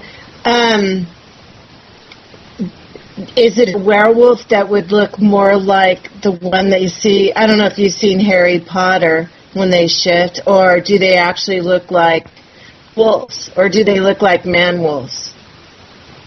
More like a man-wolf than a wolf. I mean, when I say werewolf, it's a very generic term. More like a man-wolf. Walking on 2 legs, not 4. The lycos, isn't that what they're called? Lycanthrope, yeah. It's like vampires. Vampires, boys and girls, exist. They're real. Well, I got So me a do lot of mermaids. fans out there, didn't it? So do mermaids, though. So do fairies. As far as I know, I've never seen a mermaid. Fairies exist. Elves exist. There's the elven realm, believe it or not. It's one of the 9 realms. And under the elven rule exist all forms of fae, which includes the pixies, and right on down the list. The lower realms encompasses hell, which is where what we would usually know as hell spawn, demon spawn, the black dark creatures that roam the night looking for meals. Off to that, you have what's known as the dwarves, half human, half who knows what, and on it goes. And millennia ago, like I said a minute ago, Earth is right smack in the middle with natural occurring portals where people can go to and from all these different interdimensional realms. These creatures travel back and forth all the time. What about Bigfoot? I have no effing clue about Bigfoot. I wish I did. That's always been a mystery to me. I heard it when we went to Canada. Oh, no, I've heard the sounds, but I've never been face to face with one. The only, I don't mean to interrupt, but the only 3 beings, or interdimensional beings, or whatever you want to call them, besides demonics, that I've ever been face to face with are werewolves, vampires, and wraiths. That's the only 3 things I've ever been face to face with. Okay, what I want to know, and I'm sure all the listeners want to know, is how we would protect ourselves from these demonic beings.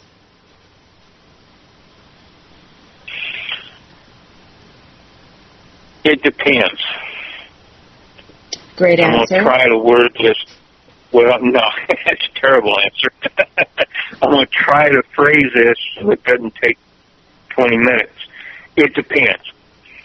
If it's a demonic that has been sicked on you by a summoner, you got a problem. If it's just a demonic wanting to hitch a ride, you've got much less of a problem. Pure on demonic possession is very, very rare. It's extremely rare. Most people have what we call attachments, demonic attachments. It's where they hitch rides, they feed off of you, they whisper in your ear, create bad scenarios where you make bad decisions, and on, thus weakening the individual down. Those can be very difficult to get away with, and they can also be generational, to where one demonic will go from generation to generation to generation. Because they need something to attach to stay on this plane. If they don't have something to attach to, then they're not here. They can't maintain themselves here for very long, which is a good thing, believe it or not. But to protect yourself, again, salt, silver, sage, that is the absolute 3 best things that there is. There are different sigils out there that you can use. Holy water is very good if it comes from a true priest. It can't just come from somebody who got a mail order certificate that says they're a priest. It don't cut it.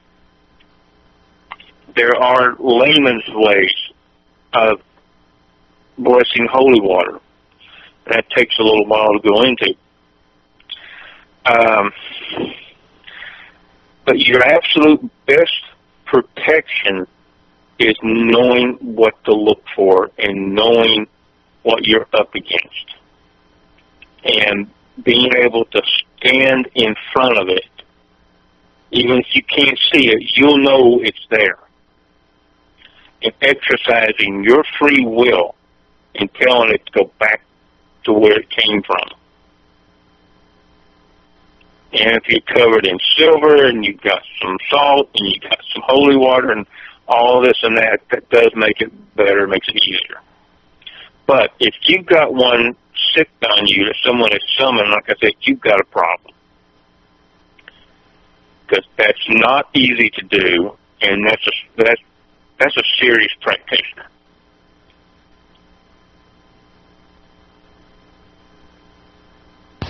You keep talking about symbols. Can you briefly tell us what kind of a symbol that you could use to protect yourself?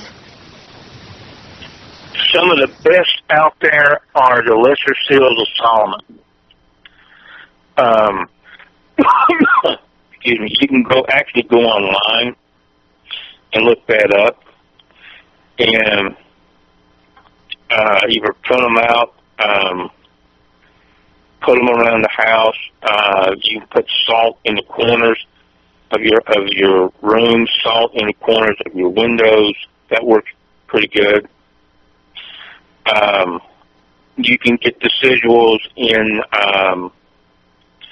medallions and bury them 4 corners of your property. Burning white candles is very good. As a matter of fact, I usually keep one burning continuously. One little white candle, 24/7, always. And if you have the ability, you can actually pull from the white candle the energy and push it out of you and light an entire room that way. It's difficult. It takes practice, but you can do it. Take the heligram step? No, that's too, that stuff just doesn't work. Because believe me, I've tried just about everything there is in practice. Wait, stop. It's 11:11 now. 11:11. I've heard that one too. December 21st, 2012, 11:11. Make a wish. Okay, that you totally cut out on me. I said right now it's December 21st, 2012 at 11:11 p.m. where I live. So make a wish.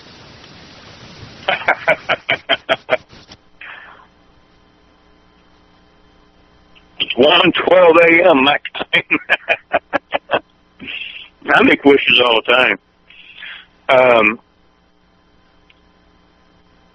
Also, a lot of this depends on what your belief system is as well. For me, it's runes. Different runes can be used for protection, and I use those. And some people have even asked me, what are those things tattooed, my left forearm? Those are runes. Those are, each one of those has a specific meaning and a specific purpose. And when need be, I can touch it and activate it and use it. And I also carry, some people will call a mojo bag. I just call it a rune bag that stays tied to a belt loop all the time. It has my runes, a crystal, some feathers, and different things that I would use for protection and whatnot. Yeah, I did. I said runes, Norse runes. Now, Celtic runes, there's no such thing as Celtic runes. Runes are ancient Norse. The Celts used them and learned to use them when the Norse came down into Scotland, Ireland, and Britain, into Brittany, on down there. But all runes are Norse runes. There's no such thing as Celtic runes or French runes or anything like that. I was answering a question in the chat room. I actually got it to come up. How about the one on your arm? Well, I had 9 down my list. There's 9 of them. Each one has a different meaning.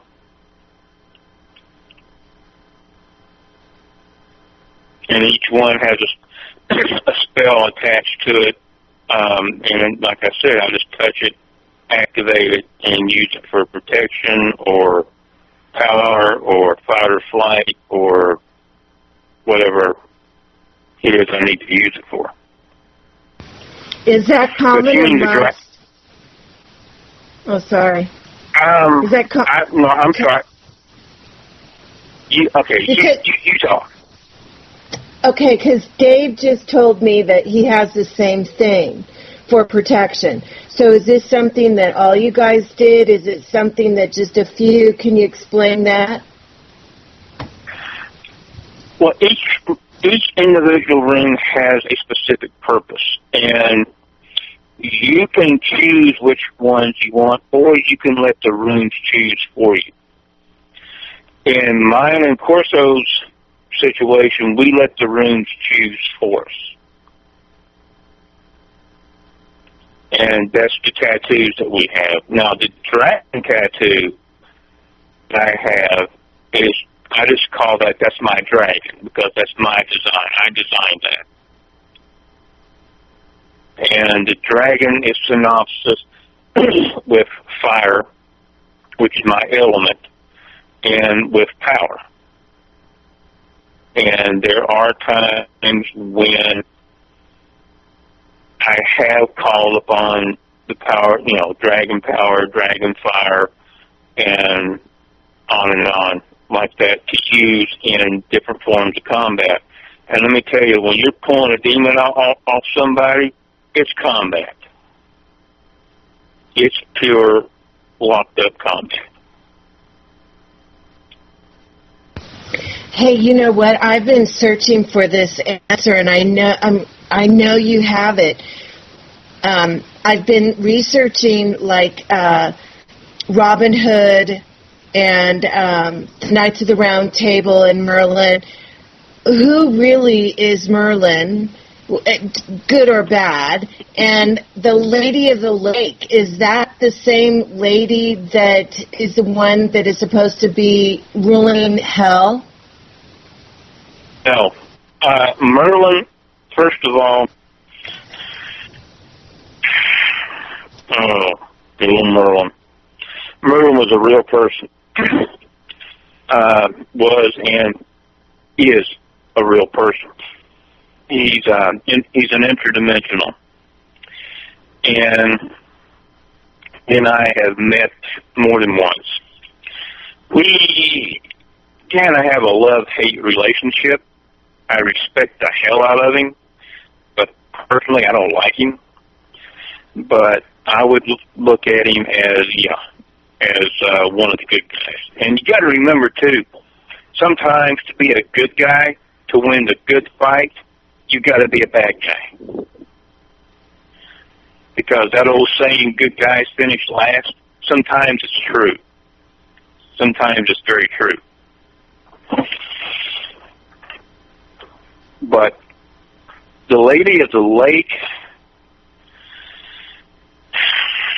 my understanding of the Lady of the Lake is what was in that lake was actually an interdimensional portal. So there really was no one living in the lake itself. And there was a portal straight to Elven. And what happened when Merlin got fed up with the human race, he went through, my cat's all over me, get away from me. God, little tree whore. He went through the portal and went to Elven and remained. And he's been instrumental in training a lot of the Grey Walkers from there on. As far as the whole Robin Hood and the Arthurian part, I don't have a whole lot of knowledge about it. I really don't. I know that the Knights of the Round Table and all that did exist. It's probably been exturbated a lot. Made out to be a lot more than what it really was. And the concept of Robin Hood has been around for a long time through a lot of different cultures. But I like to be able to shoot a bow like Robin Hood.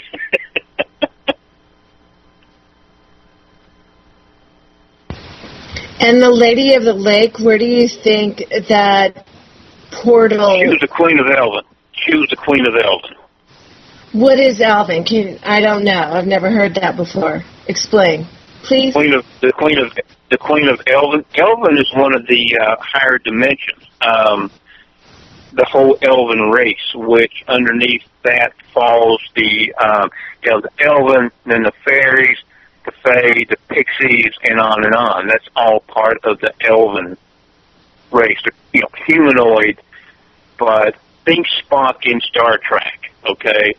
Tall, elegant, pointed ears, etc. Think Lord of the Rings. Elf. They're the elves. E-L-F.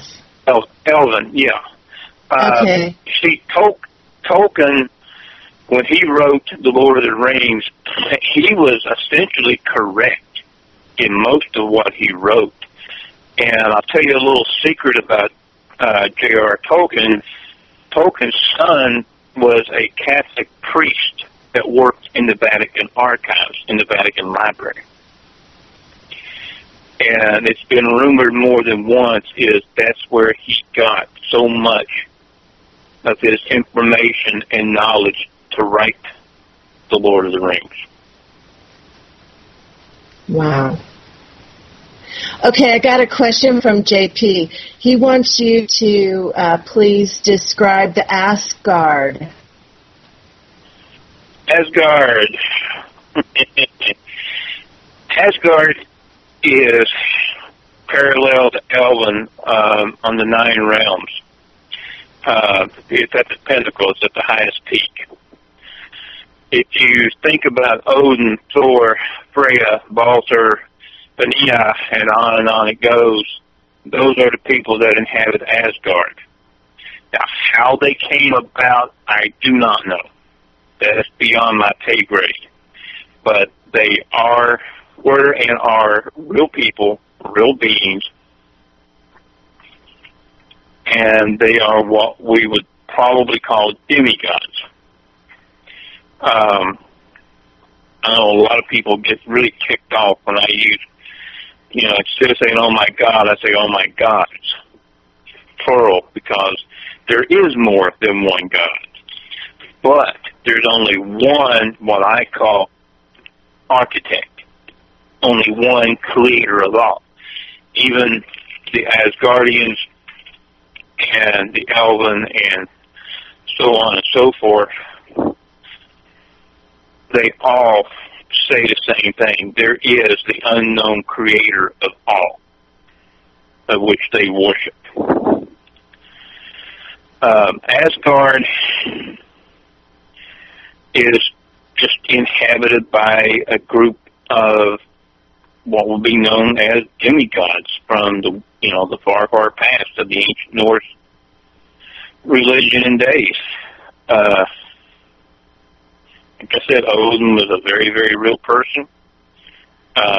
Thor, Freya, Balder, that's debatable whether he was even a person or not, but somebody said dark elves. Yes, they're dark elves. Think vampires when you think dark elves. And I might as well go ahead and put this out there since I'm going to pay for this conversation.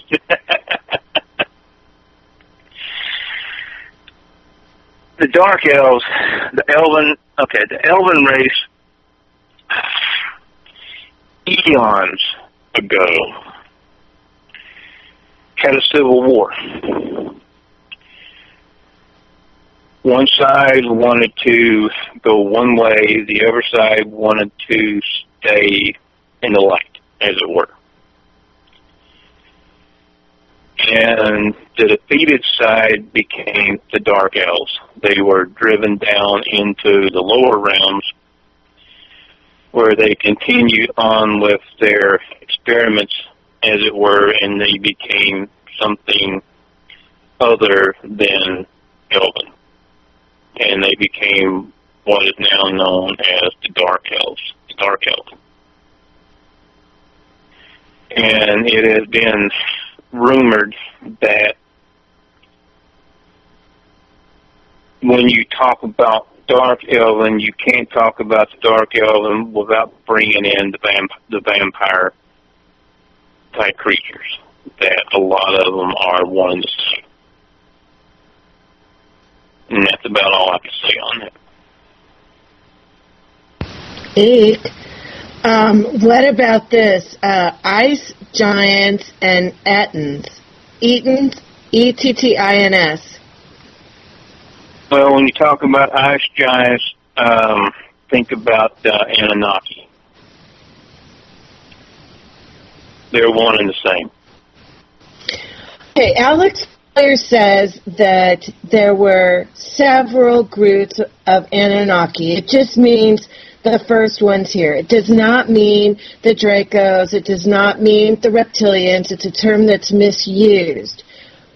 Where do you stand on that, or can you clarify for us?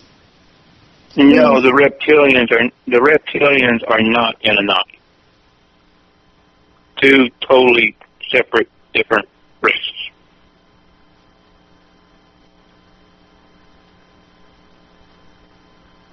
Not the same thing. And I honestly don't have a clue where the reptilians came from. I've only seen two in my life.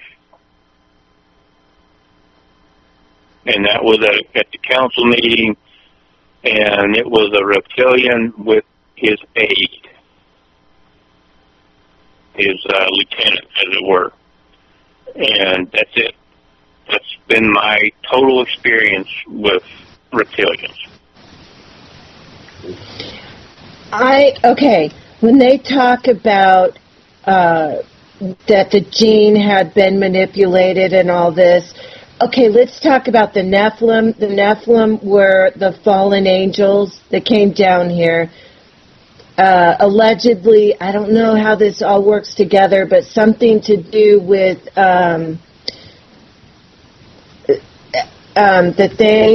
that would be the reptilian race, and that they messed with their own gene pool to make an Adam and Eve. And that's where you get like your shapeshifters. How do you believe in that, or what do you think of that, or can you set me straight? I honestly really have no idea. My concept of the Nephilim were the offspring of the angelics with the humans. And you have to say the humans of that time. You know, fully empowered human, nobody take this the wrong way, but the watered down version that we have now. You know, okay, I'm talking about a human race that was pure. Gosh, how can I explain this? A human race with all of their birthright talents that had not been taken away over time through manipulation, through genetics, through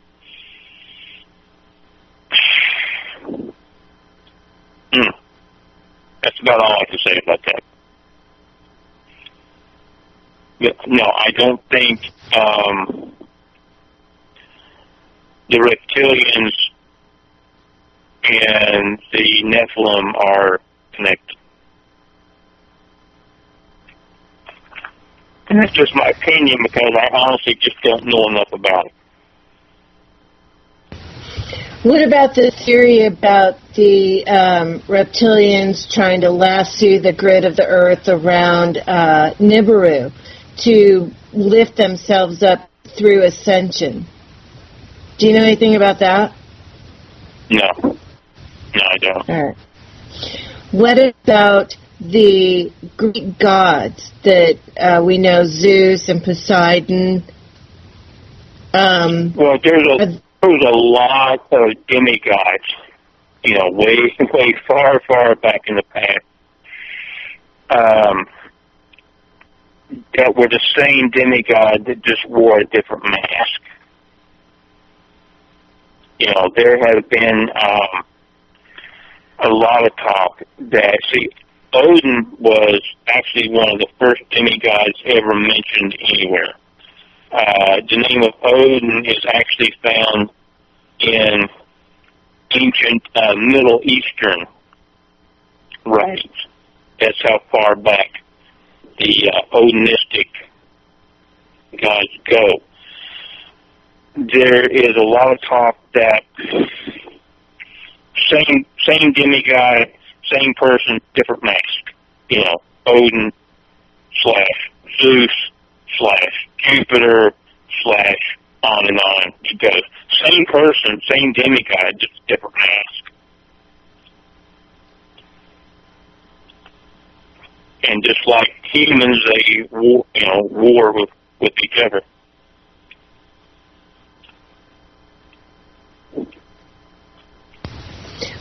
What do you know about Hollow Earth? My knowledge is that there are regressives and very high-dimensional beings down there, and that they have their own sun. Do you have any knowledge about Hollow Earth? No. I've never been down there. The concept of that, though, from what I've read, I must admit, is very intriguing. That's kind of like walking into a phone booth. When you look at it on the outside, you see a phone booth. When you walk inside it, you can't see the end of it. That's interdisplacial physics. That's way beyond my pay grade. And I'll tell everybody right now, if I don't know something, I'm damn sure not going to sit here and make something up just to give an answer. If I don't know, I'll tell you, I have no clue. I don't know.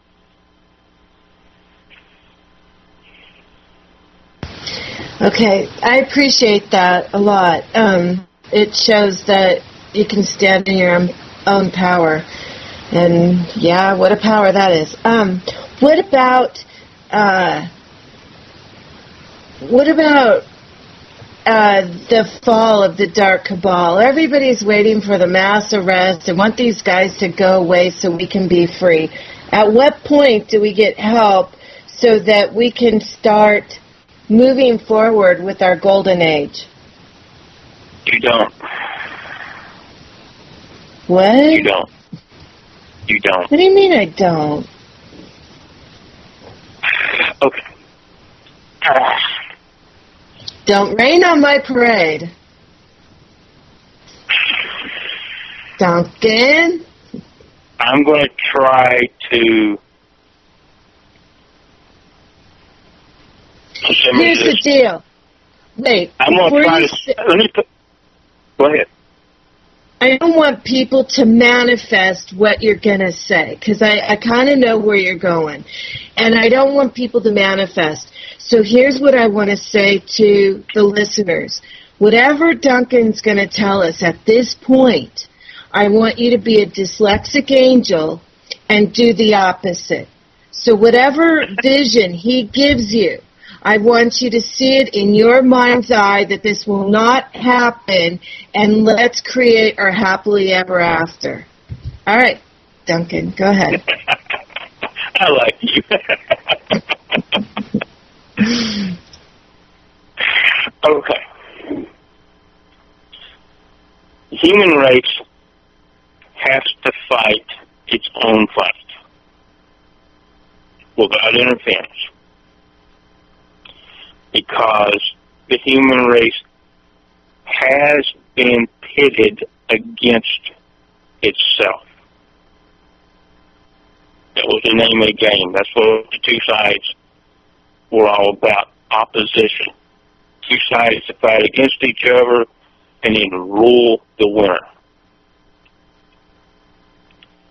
The human race has to learn to fight its own fight. Now, there are things that have been put into play that break the rules, that gives one side one hell of an advantage.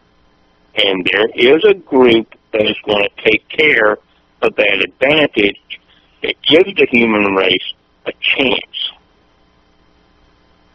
Now, keep in mind as well, the human race isn't the only race fighting for survival here.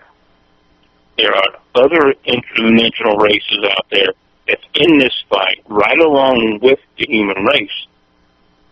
This is a battle that goes through dimensions, not just right here on Earth. It just so happens Earth is the middle battleground. It's important. It's that important.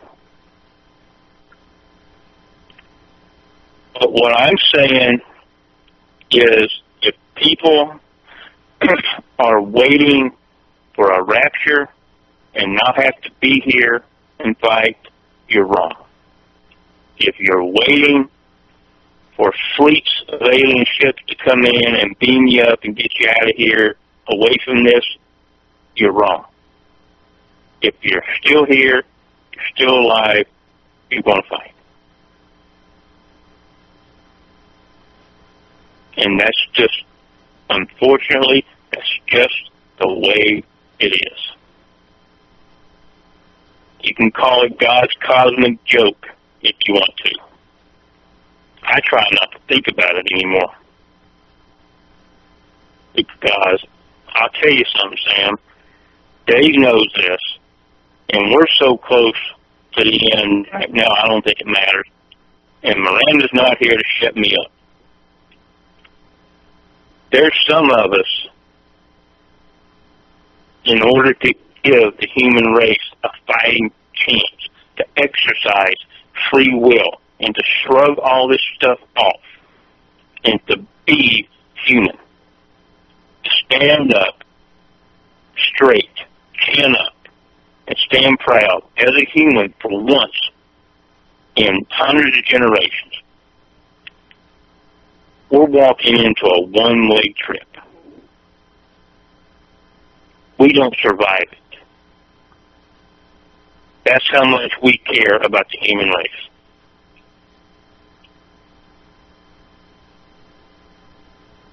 We want the human race to get off its knees, stand up, and say, I'm human, get off my world. You will not enslave us anymore. You will not control us anymore. Go. And we want that to happen so bad that there's a group of us that agreed via our own free will to sacrifice ourselves to give the human race a fighting chance. And we don't walk out of it alive. And that's the end of the story. Well, thank you for that uplifting message.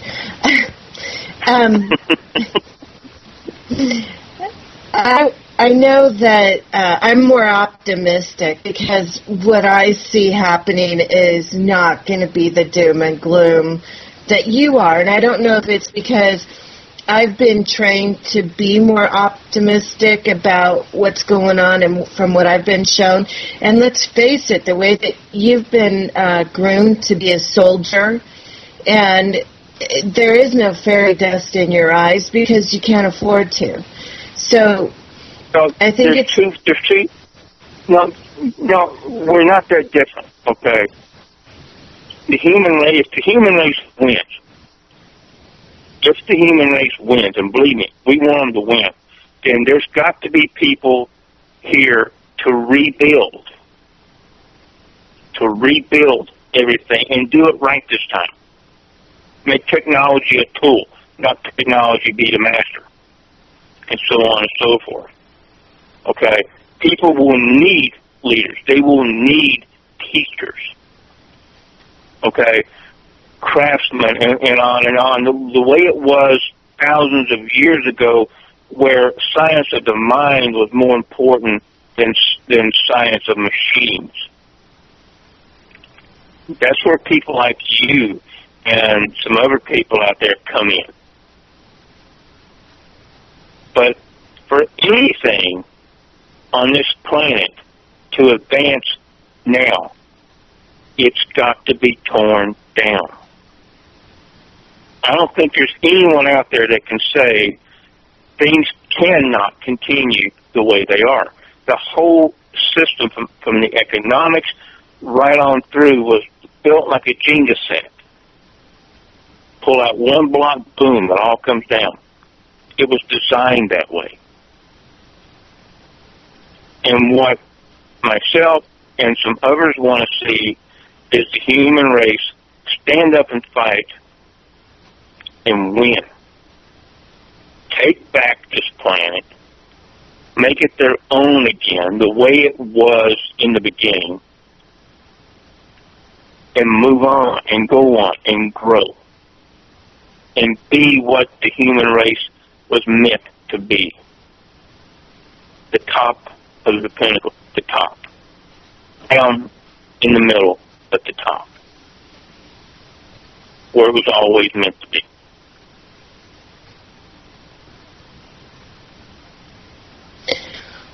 According to my clock, we have 20 minutes for the 12 o'clock shift. What would you like to, because I'm thinking we need to wrap this up, and I would like to know what you would like to leave, what kind of a message or a thought, other than, let's fight and get off our knees. But, I mean, what kind of a optimistic outlook do you have for people or a message that you want to end with? One thing the human race has that a lot of other races don't have is their ability to come together during a crisis. What I would like to see is the human race not wait for this crisis to get worse, to start coming together now. Doesn't have to be 10 million people walking on Washington. It can be 20 people in a neighborhood, and then 20 more people in a neighborhood, and 20 more people in a neighborhood, and on and on and on. Build communities. And I would suggest that everybody prepare for a total collapse of everything. And as time progresses, don't freak out when you start seeing things, i.e. scaly monsters, going through your house or walking down the street, or very black, dark objects flying through the sky that you just can't recognize and scare the crap out of you because you're going to see it. The veil the energy barrier that is known as the veil that separates this world from the spirit world will fall. And when it does fall, you're going to see all kinds of stuff. Use it to an advantage. Don't freak out about it. And that's one of the things that we try to teach and push in the seminars that we do, is how to deal with that. But just start coming together now. Don't wait until it's a total collapsed crisis and then start trying to come together. Start coming together now. Learn to start getting along. Learn to start helping each other and looking out for each other now. Be what you can be now. And with that, I'll stop. What I want to leave with this. What message would Miranda give us? Well, first you say I talk too damn much. She would probably say pretty much the same thing, but she would really stress start, loving each other more, talking to each other more, get to know your neighbor. The writing says you are your brother's keeper. Start taking care of your brothers and sisters more. She would go that route more than me. Because like you said, we're fighting the same fight, just you're in one company and I'm in another company. So she's kind of more in your company, which is a good thing. It takes more than one company in the military to fight a war. But she would go that route. Well, I want to thank you for, we put this interview together in like 5-10 minutes or something. I want to thank you for coming on the air and letting us interrogate you and get into your head a little bit. You really haven't done much speaking in a while, so it's nice to have you back. And I want to thank you from the bottom of my heart, and I wish you and your family a very Merry Christmas and Happy New Year. You're very welcome, and all the same to you guys. All right, thanks. Thanks, Dave, for letting us do this interview. I'm going to hand the ball back to you. Thanks, Wolf Spirit. Well, you're quite welcome. And Dunk, thank you, buddy, and I'll see you. Bye. I'll probably be seeing you next month. And I'm going to buy more bologna just for you. Can you get cheese this time and pumpernickel bread? I want pumpernickel. You can have it. I'm going to play a song that you might like by Lorena McKennitt. Yeah. The Mystic's Dream. And on that note, folks, I will be back here tomorrow morning at 9 a.m. Why? So we can listen to Frank Jordan. It was interesting listening to Frank Jordan and Sherry Edwards today. Wow, talk about one saying something and the other one I'm going to back it up from a different point of view. It was incredible. And Dunk, I want to thank you for taking time out of your busy night. And Sam, thank you for giving me this opportunity to put together another wonderful show. My pleasure, Pop. And this will be up in the Marathon archives, and this particular show will also be up in Sam's archives, Free Thinking Radio. And on that note, here we go with Lorraine McKennitt and the Mystic's Dream.